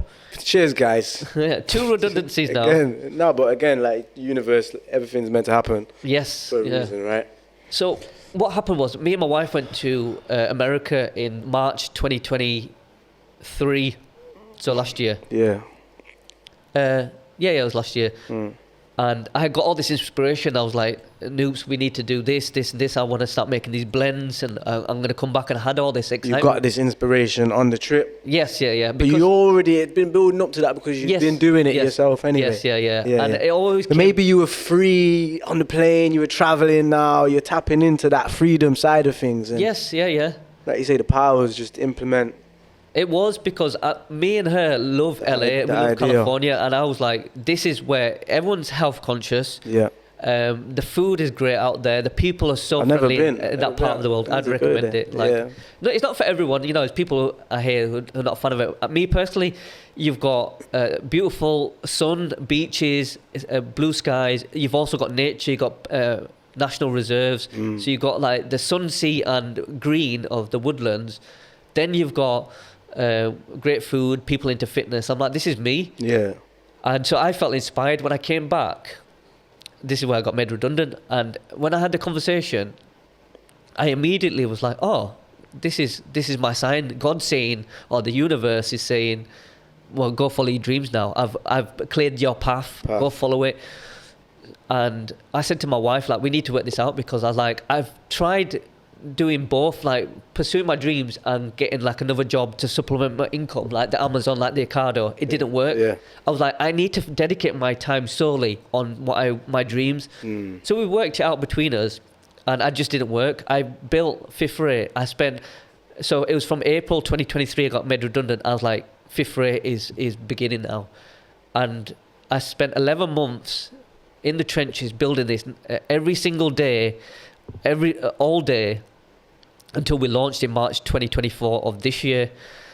And I was like, I made it work from an income point of view. Like between us, like my wife is solid. She supports my dreams. She's done amazing in that sense. Like bare love to my wife. Shout out to wifey.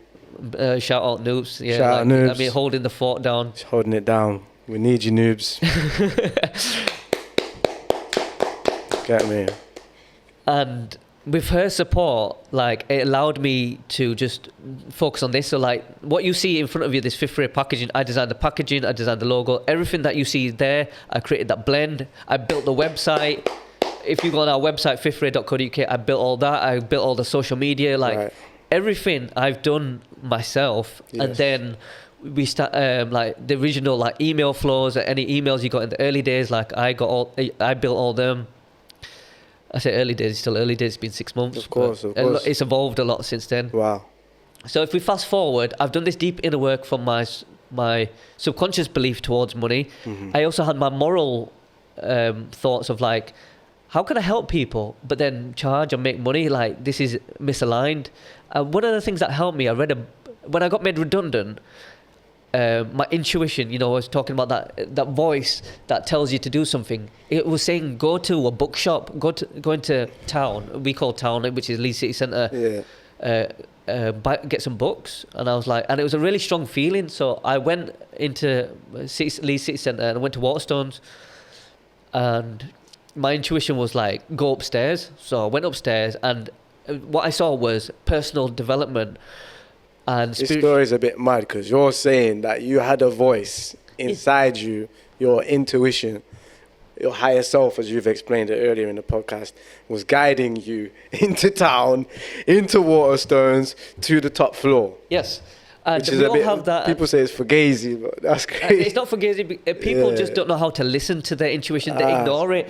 Because the logical mind says, that doesn't make sense. Why would I go do This that? is Like, crazy. start This is questioning it. Yeah, that's mad. I didn't want to interrupt the story, but I just thought that it's crazy what you're saying now. You expect me to believe that? Do you know what I mean? But no, it's real. It's People real. should. It's crazy, yeah. Because you will be amazed at where it takes you. So this took you to the top floor? Yeah, it took me to the top floor. And then go on. And then I found 3, and then I was like, all right. And I immediately saw personal development and spirituality. Them sections were together, and they were like, oh. So I went to that. I made a beeline to that area, and I was like, kind of drawn to a book. And I was like, oh, what's this? Oh, how to be a Buddhist millionaire. This sounds interesting. Crazy. And that book was about someone who's on a spiritual journey and how they can be financially successful and how that marries up together. Oh, cool. And I bought The Power of Now by Eckhart Tolle. Tolle. And another book called Sacred Contracts by Caroline Melis. I can't remember her surname now. But I read...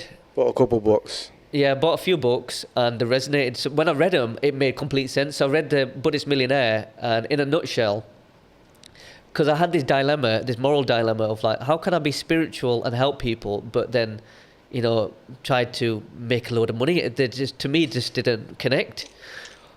And what I realized was this book helped me understand that money is a spiritual energy. Like, money is abundant, like money is infinite. Abundance in general is infinite. We think abundance of financial wealth, but abundance of love, joy, happiness, peace, all of these things. And that really helped ground me, and I'm like, okay, I can do this.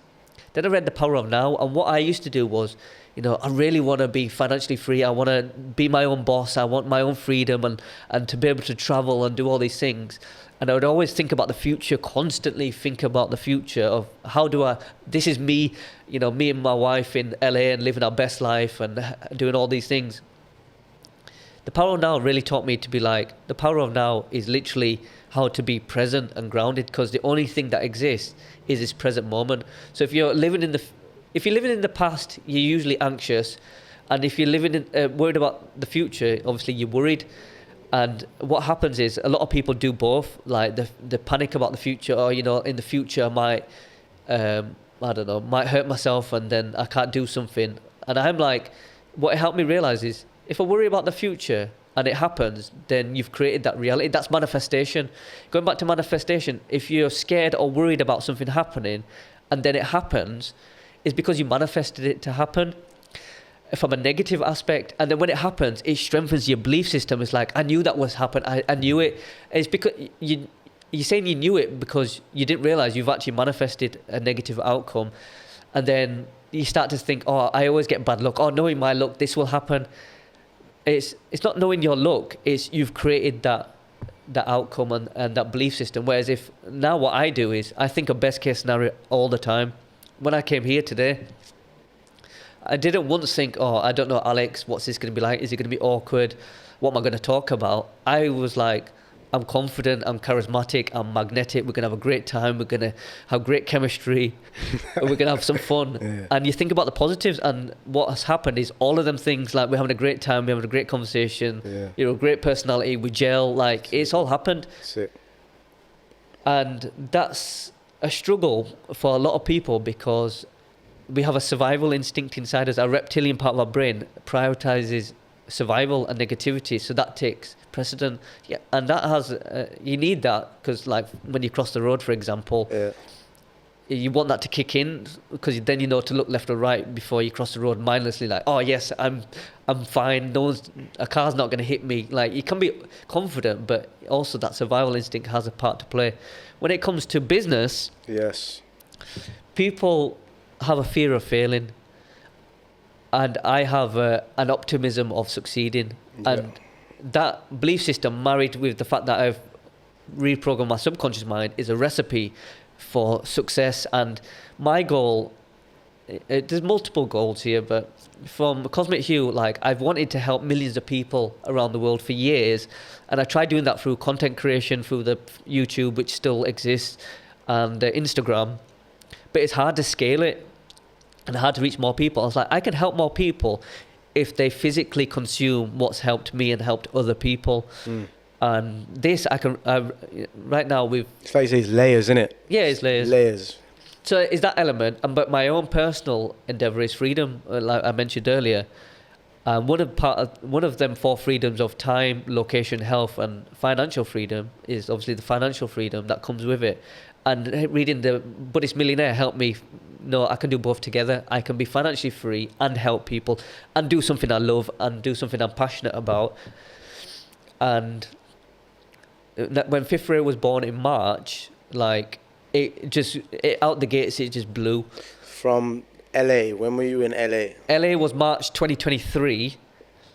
And you spent a year between landing back in the UK and launching. Yeah, it's probably about a month difference because I went back to work. I got made redundant in April, so it was from April 2023. Yes, yes. We launched this me and my co-founder, which is my cousin. I went to him and said, "Do you want to do this with me?" And I showed him what I already built at this point, and he was like, "I'm all over this." The website, the ebooks, and what else? Yeah, all of that. I already had a sample blend as well. Try this. This is what it is. From ringing the tea companies. Yeah, we found the right blend at this point. But I only had like just the samples and like clear brown packaging. He tried it, and so then he came on board, and I know all the front end, but business I'm new to. He's successful in business.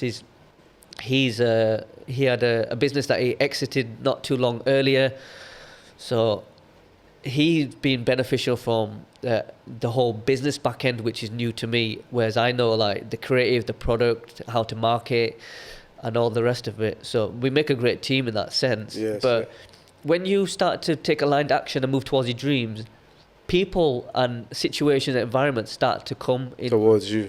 Yeah, you know what the example we're saying about bringing both your goal and your dreams start to come towards each other. Together, yeah, man, I hear that, bro. I definitely feel like you have to take those first couple of steps in the dark sometimes, and faith, blind belief, and confidence. So when Fifth Ray actually launched, what was that like then? How did the launch take place? You said straight from the word go it was successful, but there must have been some work, I don't know, before. Did you have a launch date? Did you have like, did you use Shopify? Yeah, it's built on Shopify. Yeah, man, so shout out Shopify.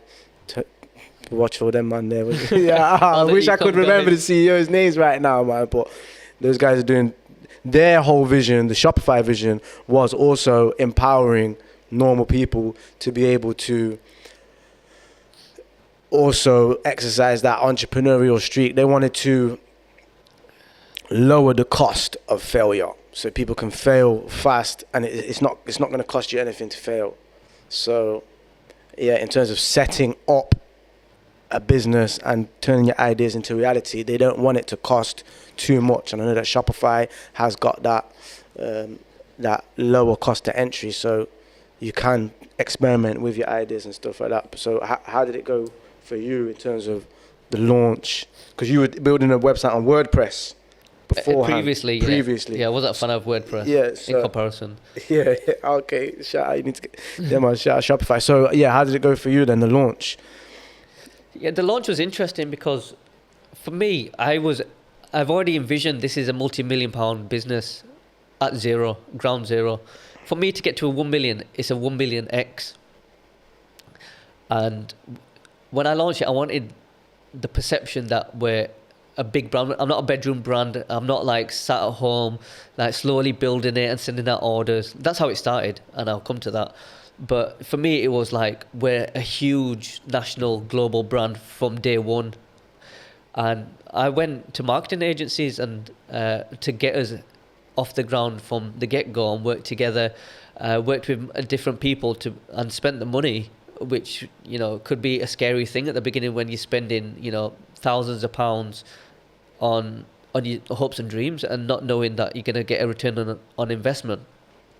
So when I launched on the 19th of March on the spring equinox, and I purposely chose that day because it's the first day of spring. Spring is new beginnings.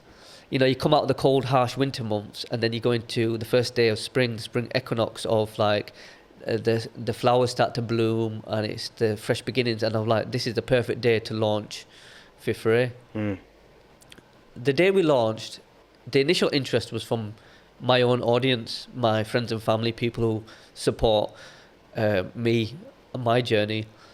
So it can be deceiving because I had something on my wall that I wrote from past experience was if you have if you have great momentum at the beginning and it dips, don't get discouraged, because what happens is like something like a launch can go like that and then it can dip and then you start to make the climb, but you can get discouraged of like, oh, but I'm struggling here, like why is it such a slow burner?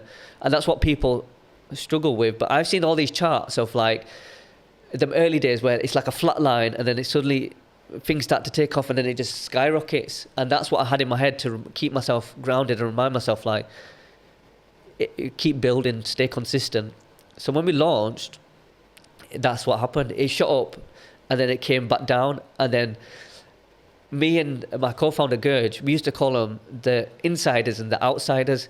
So the insiders we called them home and outsiders. Home was the people in our network, people we knew were buying it. Like we were waiting for the first day when an outsider, which was just a new person who's new to the brand, new to me. Waiting for that person from outside to just and that first person didn't come for like I want to say about 2 weeks. Yeah. And we're like, where's this outsider? And you're pumping money into the marketing. You've already been pumping money into the agencies. Yes, we're testing new creatives. Like I'm creating all the creative content. I'm like creating the static content, the videos. I'm not a video editor at all. I'm good with Canva. Like I design like this packaging and stuff. Looks sick. And it was like, all right, where's this outsider? We want this first outsider. And when that first outsider came, then it just blew. And in the first 4 weeks, we sold in Australia, Netherlands, Spain, America, and then it kind of expanded to a few more countries, Dubai, and within like the first 2 months, we sold in like 4 continents and to like multiple countries, which was exciting. And it really just started to build traction. By month, just back into 2.5 months, it skyrocketed to the point where what was happening, me and my wife were literally packing these orders at home in our living room, and she was watching Married at First Sight on TV, so we would just sit there, Married at First Sight, and we're just packing all these orders. I was getting them shipped out, like Royal Mail were coming to my house, or I was physically taking them to the post office, and it became too much. Very quickly, and within about 2.5 months, where we had to move into a fulfillment center to do it all. And so by the time that happened, we were 3 months into the business. Now we're in a fulfillment center because the orders are... the fulfillment center, they get the message, they package it up for you, they send it out there for you, right? Yeah, that's absolutely right. So fulfillment center, like imagine if you're driven on the motorway and you see the big Amazon warehouses, that's a fulfillment center. So we're in something like that big, but there's other brands. I don't have one of them to myself just yet. Yeah, not yet. Soon. Just soon. Yeah. So with a fulfillment center, they get the notification from a Shopify purchase, and then their warehouse staff will pick the order off the shelf, pack it, send it out, send the tracking to the customer. And that was a goal of mine from the beginning. Like, we want to get into a fulfillment center as soon as, because that's when you can really scale it and grow and reach more people. And like you say, now you can come and you can have these type of conversations. There's a level of automation to it. You know what I'm saying? To automate it as soon as possible. Yeah. So the first 3 months were really pivotal, because what happened as well, again, talking about that magnet to them dreams come towards you once you start walking towards it, God starts running to you, like Jay said. Yeah, that's exactly what happened, because after 2 months, a pop-up store in London reached out and said, do you want to be part of our pop-up store? They're doing a lot of up-and-coming brands and established brands, but more in the natural space. We're like, yeah, all over it. So we were showcased in their pop-up store in London. We went down, we shot great content, we demoed it, we went to people on the streets of London to try it. Nice. That was a cool experience. Did you do street interviews? Yes. I love that. And it built the perception of these guys are 2 months old and they're now in a retail shop in London. It's cool. I couldn't have imagined that on my journey. That's where God and the universe, I'm just going to say universe for ease. The universe is we've got something better in store. You've got your dream. We'll make the connection. And a big part of it is your mindset. If you start to let doubts or worry creep in, then it's going to be a slow process. Whereas we both, me and Gurj, were like, we're going to reach millions of people around the world. On the back of it, from an entrepreneur side, it's going to be £1 million brand. And we're on track for that. I'm confident in that, 2025, I'll be having a different conversation. Yeah. But $1 million to me, when I was doing a Ocado, when I'm barely making £1,300 a month to cover my outgoings, is a big jump to be all of a sudden I want to be a millionaire. And a lot of people say, I wish I win the lottery because that'll solve all my problems. I wasn't trying to solve any problems. I was trying. Setting a financial goal is really good because it gives me something to work towards, to enjoy the process and the journey. Because the journey is the destination. We've hit some financial milestones on the way. The past, they came, was this is cool, we just reached this point. Yeah. But then it's fleeting and you just keep moving forward. Yeah. Because what's more enjoyable is the feedback when customers are like, wow, this has really changed my life. My symptoms have gone away. Amazing. Or I'm really enjoying the taste. What type of customers? Not customers with disease, people, it's not even correct to say normal, just people that don't have ailments as well. What type of feedback? So the mixture of customers. What was the feedback that you got that made you say, guys, listen to this?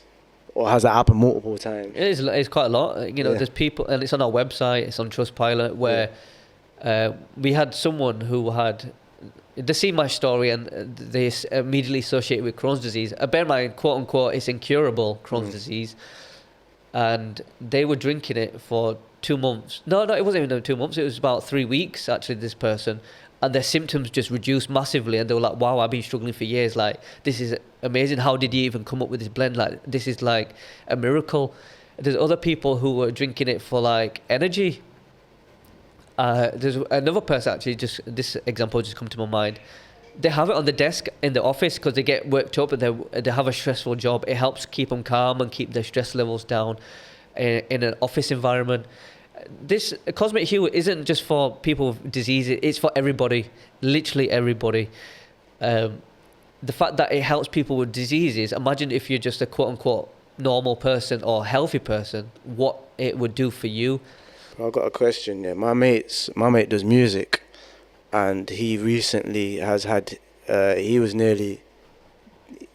told that if he has another drink, he'll die because of alcoholic drink, because of the lifestyle.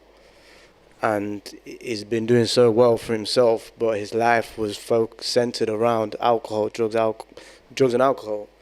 So he had his pancreas, a part of his pancreas has been removed. Wow. Now, obviously, like you say, you can't give medical advice, but is that something that you would suggest? Have you had anyone that's in that sort of situation, or It sounds similar. I don't know, but I don't know how I tie this into fifth race specifically because I can't comment on having part of your pancreas removed. yeah, There's what stands out to me with what you said is his lifestyle, because he's in that industry where you're around alcohol and drugs. yeah, You can enjoy yourself and do all that, but when I think of someone who drinks alcohol, abuses alcohol, I'm not saying he does. I'm just assuming here. Someone who abuses alcohol is an emotional attachment. People drink it as a vice. Maybe he's successful and he's happy, but there's a part of him that is actually unhappy, that he's trying to mask on that journey. I would say it's more psychological, that element. Something like this during the day will keep him grounded from a stress and anxiety point of view, because it has astragalus and ashwagandha, both adaptogens, which help boost your resilience to stress. It's scientifically proven to reduce your stress and anxiety levels as well. With your specific example, it's hard for me to more from a mental point of view. Yeah, I'd say that would be mental. I appreciate that, man, because I did mention it to him. I mentioned it to him. I was like, yo, chatting to Manny might be worth a look into. So it's definitely worth trying, because people ask me these questions about different ailments. It will ease your stress levels and have you mentally in the right place. And something like that, with alcohol, it causes a lot of inflammation in the body as well. Yeah. And I mean, this is huge for reducing the inflammation as well. I know that he's not done anything since he was in the hospital. He's not done anything at all. So if someone was looking to do, okay, let's take the supplement side of things out of it.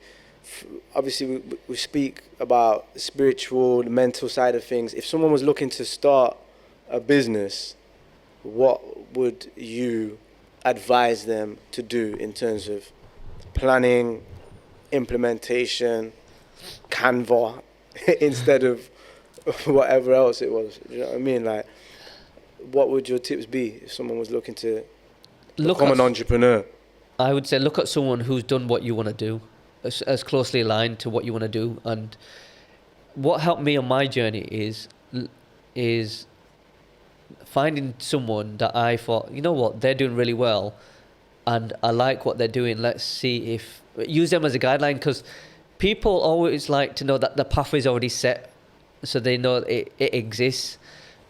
With me and an incurable disease and Crohn's and overcoming it, there's so many people around the world who are like, I did not believe I could overcome this, it's so hard. And then see my journey, it's like, oh, he's done it. If he can do it, that means I can do it. So, and that's staying with business. If you see someone who's doing something similar to what you want to create, and it's like, oh, well, he's done it, that means I can do it.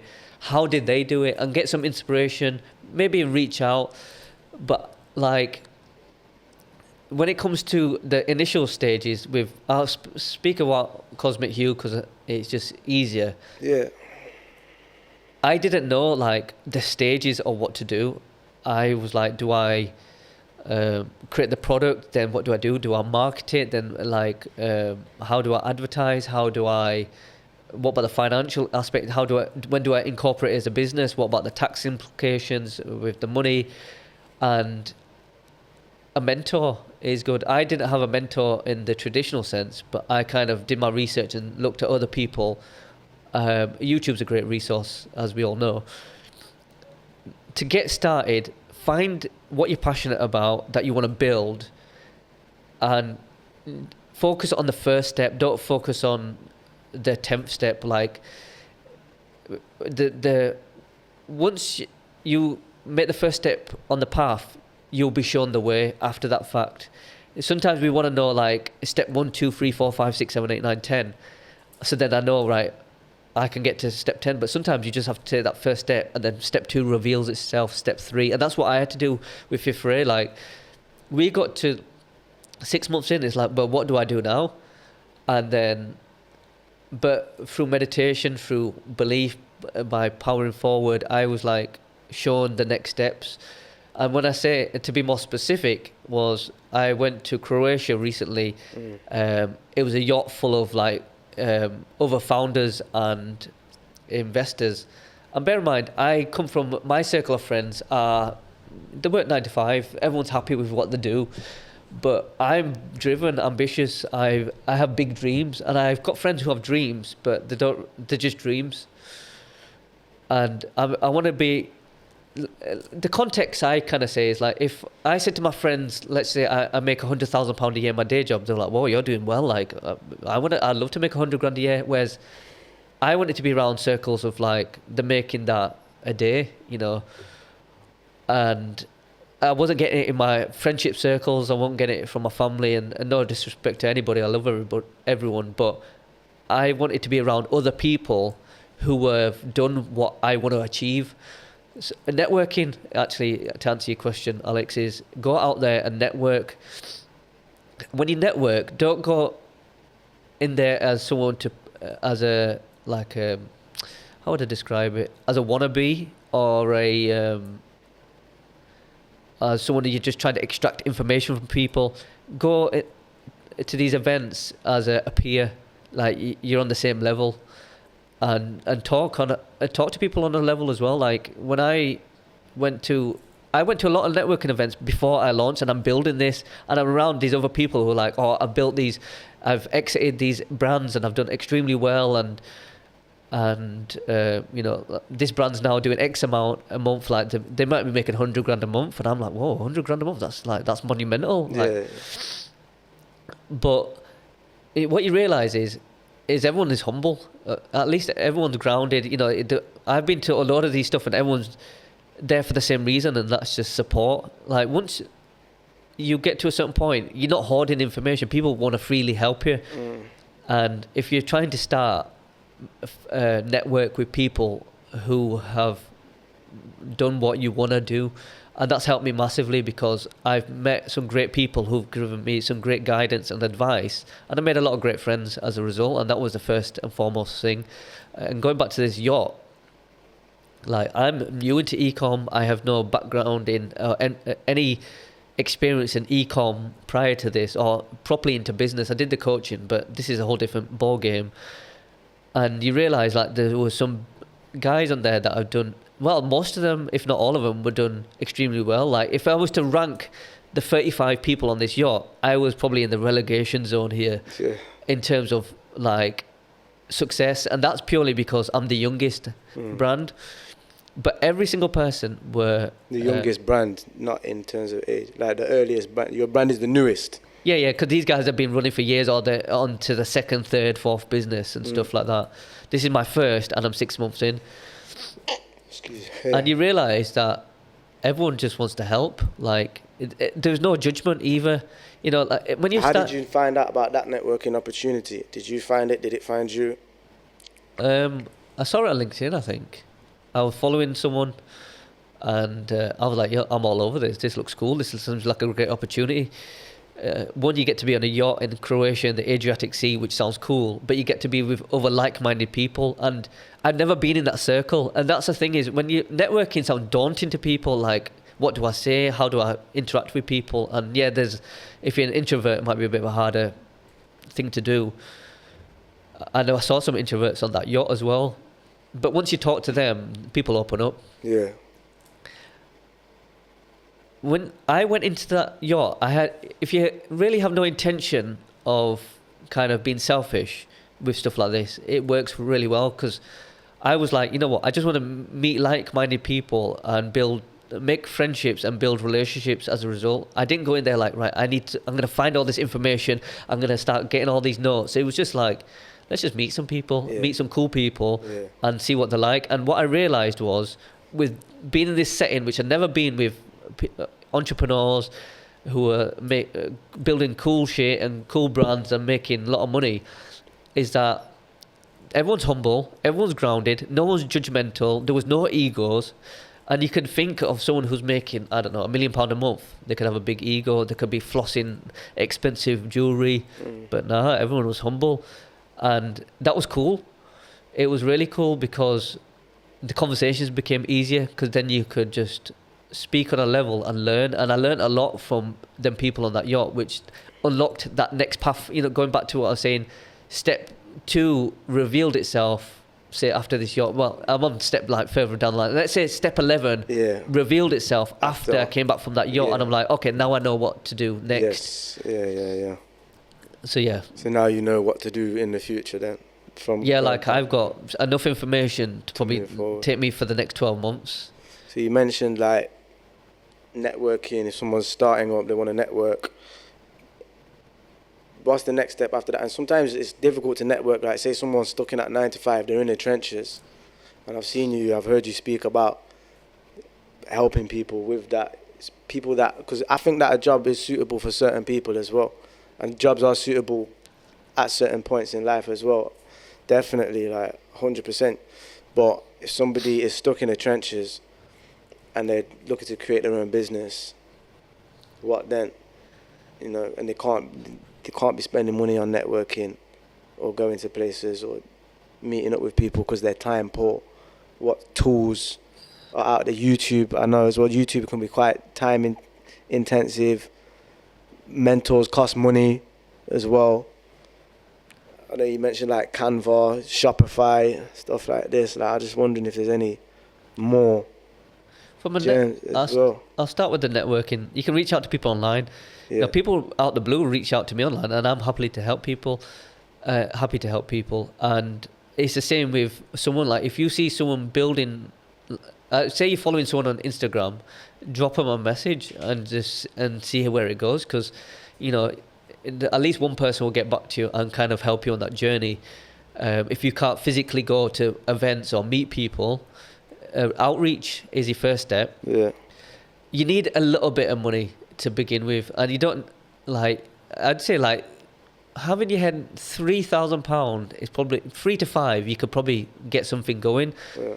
But like Canva costs what, £10 a month? Yeah, just bang on. You can get Canva if you don't know how to invest in yourself. Yeah, you have to invest in yourself. Get a little bit of change together. Yeah. Like I would say if someone's starting off £5,000. Yeah. If you're going to start like a brand of something like this, to get going, Canva costs £10 a month. You don't know how to use Canva, watch YouTube tutorials. Yeah. AI's out now, ChatGPT, ask it.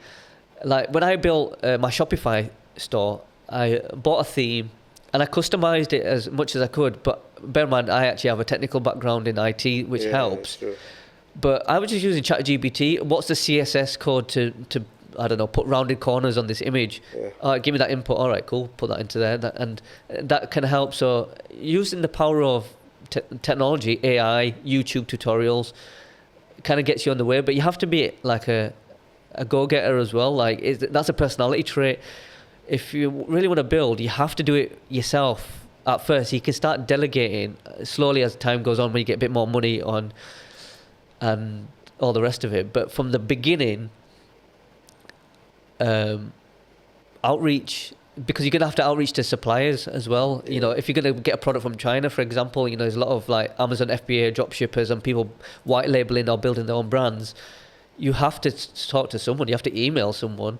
So just send out a lot of emails. And if you don't know what to say, ChatGPT again could probably be another example. Like I'm going to outreach to this supplier. I want to sound like this, and I want to ask these questions. They can give you a script. Bam, send them emails out to get you going.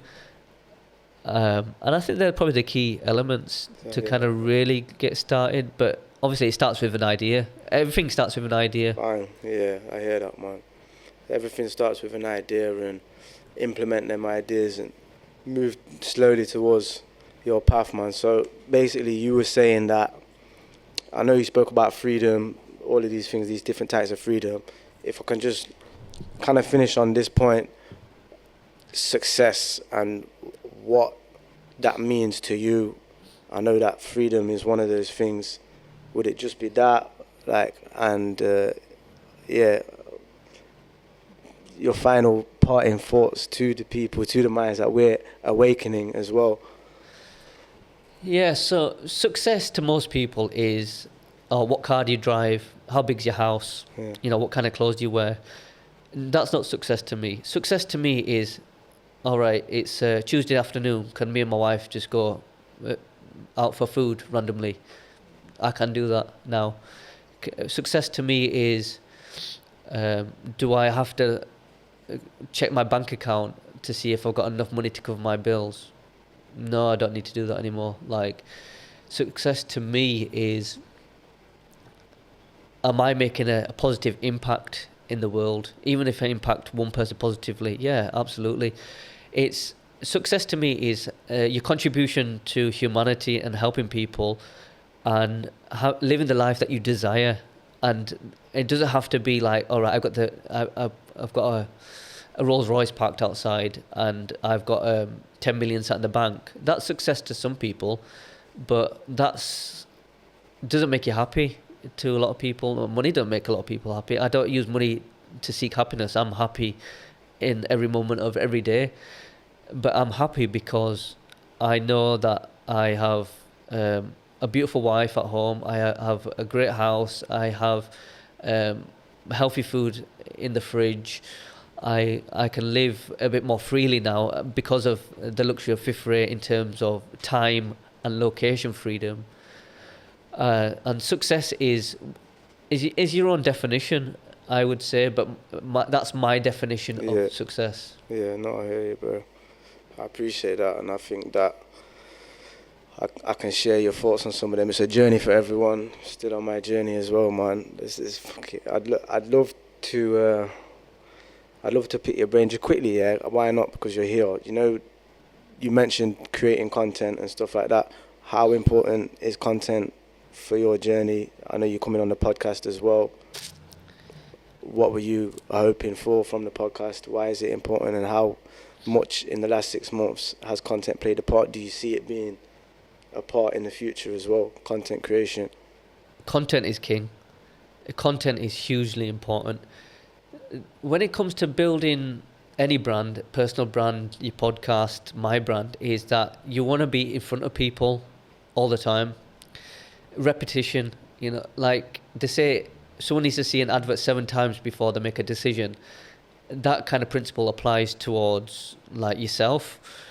For you to really grow like a brand specialist and anything that you're building, is content is hugely important. You've got to always be putting out purposeful, exciting, engaging content in your niche. You know, like for me, storytelling is something I do in my content.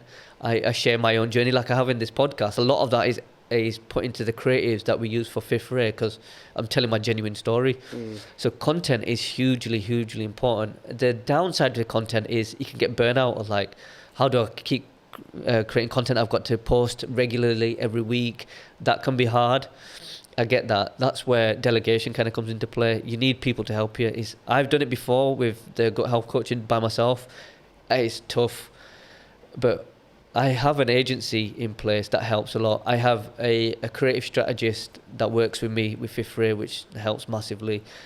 And you kind of need multiple people to help you on that journey with content. But content is absolutely fundamental to build anything. This day, Your other questions was, you know, like about me being on this podcast. Like, yeah, I came on this with no expectations besides the fact that I know I've received an opportunity to come and speak. I'm grateful for the opportunity, and I just like to, for me, I love my life experiences. So to me, like, I don't look at anyone and say, right, oh, this person's only got, I don't know, 100 followers, or this person got 1 million followers. I'm just like, I've been invited to speak on a podcast. I'm grateful that they want me to talk regardless of where they're at on their own journey, because I get everyone's on their own journeys. I've been on my own journey where I would love people to support me at zero, but people start to come out when you start getting bigger. And what I realized is people only help you when they see you helping yourself. So when I was building Fifth Ray, before I launched it, and I would talk about this is what I'm doing, I got support from some people, but other people were like, yeah, whatever, cool. You do you. Once I got it off the ground and it started, people were like, whoa, you're smashing it. I'm watching your Instagram numbers going up all the time. Oh, bro, why don't you talk to this person? Or this person can help you. Then people come out the woodworks to help. Whereas like for you, when you reached out to me, I'm like, I'm down. I love to share my journey, because you have your own audience that would have not seen me or my journey before, and I want to help you. I want you to grow. I want you to smash it. You're driven and ambitious, and you've got big dreams. I get that. Like, I really respect people who are passionate about whatever they do. I don't really care what they do. If someone wants to be the best bin man in the world, I love that. And I support you, and I support you on your journey. That's why I'm here. Yeah, respect, my bro. I got even just another thing. I don't even know how long Chase we're good there. Yeah. Oh no, all right. So listen, this one thing. Yeah. That's my bro. All right. So listen, bro. So see, when you was on in hospital, bro, and they said that you might not make it. So from someone that's staring death in the face, yeah, and could possibly not make it, yeah, what is that like? How does that impact you? Or what's it feel like to know that, yo, I might not make it out of here? At that moment in time? Yeah, back at then? that moment in time, yeah. Has it changed your perspective on life? Yeah, 100%. So how it's changed my perspective of life is like, I love every moment. Like, every birthday that comes around, it's like, I'm grateful for another year to be alive and be on earth. Yeah. COVID changed a lot of people's perspective of trying to be like, you know what, I need to, I don't know, spend more time with my family, or I need to be more proactive in doing something I love. I was doing that because of my own journey, and like, the first thing I did was, if I got invited to anything, I would make every effort to go to show that I'm a good friend. When I wanted to have these experiences. Life is about having experiences, and memories are built off a past experience. It's like, I remember that time I went on that podcast with Alex in Leicester, brand specialist. That was cool. We had a great time. Whereas if we would just message on Instagram, I would never have this memory. We would just have like a bit of back and forth, and it might never materialize. And I yearn for any experiences, like even me just coming to Leicester, I'm like, yo, this is cool. I've not seen that graffiti outside. Like, I get excited over the littlest things, because that's what life's about, to be enjoyed. And when you go through a point where I physically couldn't leave my bed or a sofa, like, everything's amazing. And it's been 7 years, and people can forget after a bit, you know, like, people pray when shit hits the fan. And then when things get better, they forget to thank God. And you should always be grateful. I'm grateful for every little thing. Like I said, I'm grateful for you to reach out to me. I'm grateful to be here. I'm grateful for my life. And gratitude is a really powerful vibration and a game changer. When you're genuinely grateful, then you're almost telling the universe, like, thank you. And they were like, right, we'll give you more. So Alex is grateful for having a new guest. What will happen is, then the universe is like, you know what, he's thankful to us, let's help him receive more. That's how abundance works. You know, people are greedy, like, gimme, and it's like, and then they start stamping on people and trying to get their own way. Something happens to those kind of people that have I'm not going to give any examples, but something bad generally happens. When you're in a state of gratitude, only good things can happen, and it gets you excited for the next. So, like, you inviting me on here, I'm grateful, because what may happen, and it's not an expectation either, is that I might get invited to another podcast. And in fact, all of a sudden I'm invited to 3. I've got 2 more podcasts after this. So I would say to everybody, including you guys, like, just show gratitude in your life, even for the littlest things. Respect, man. Do you want to shout out Fifth Ray? Where do we find it? Where do we purchase it? How do we get it? Yeah, Fifth Ray, check it out, fifthray.co.uk. Follow us on Instagram at Fifth Ray. And follow me at Master Key Manny on Instagram too. And I appreciate it. Thank you. Thanks for coming on the podcast, my bro.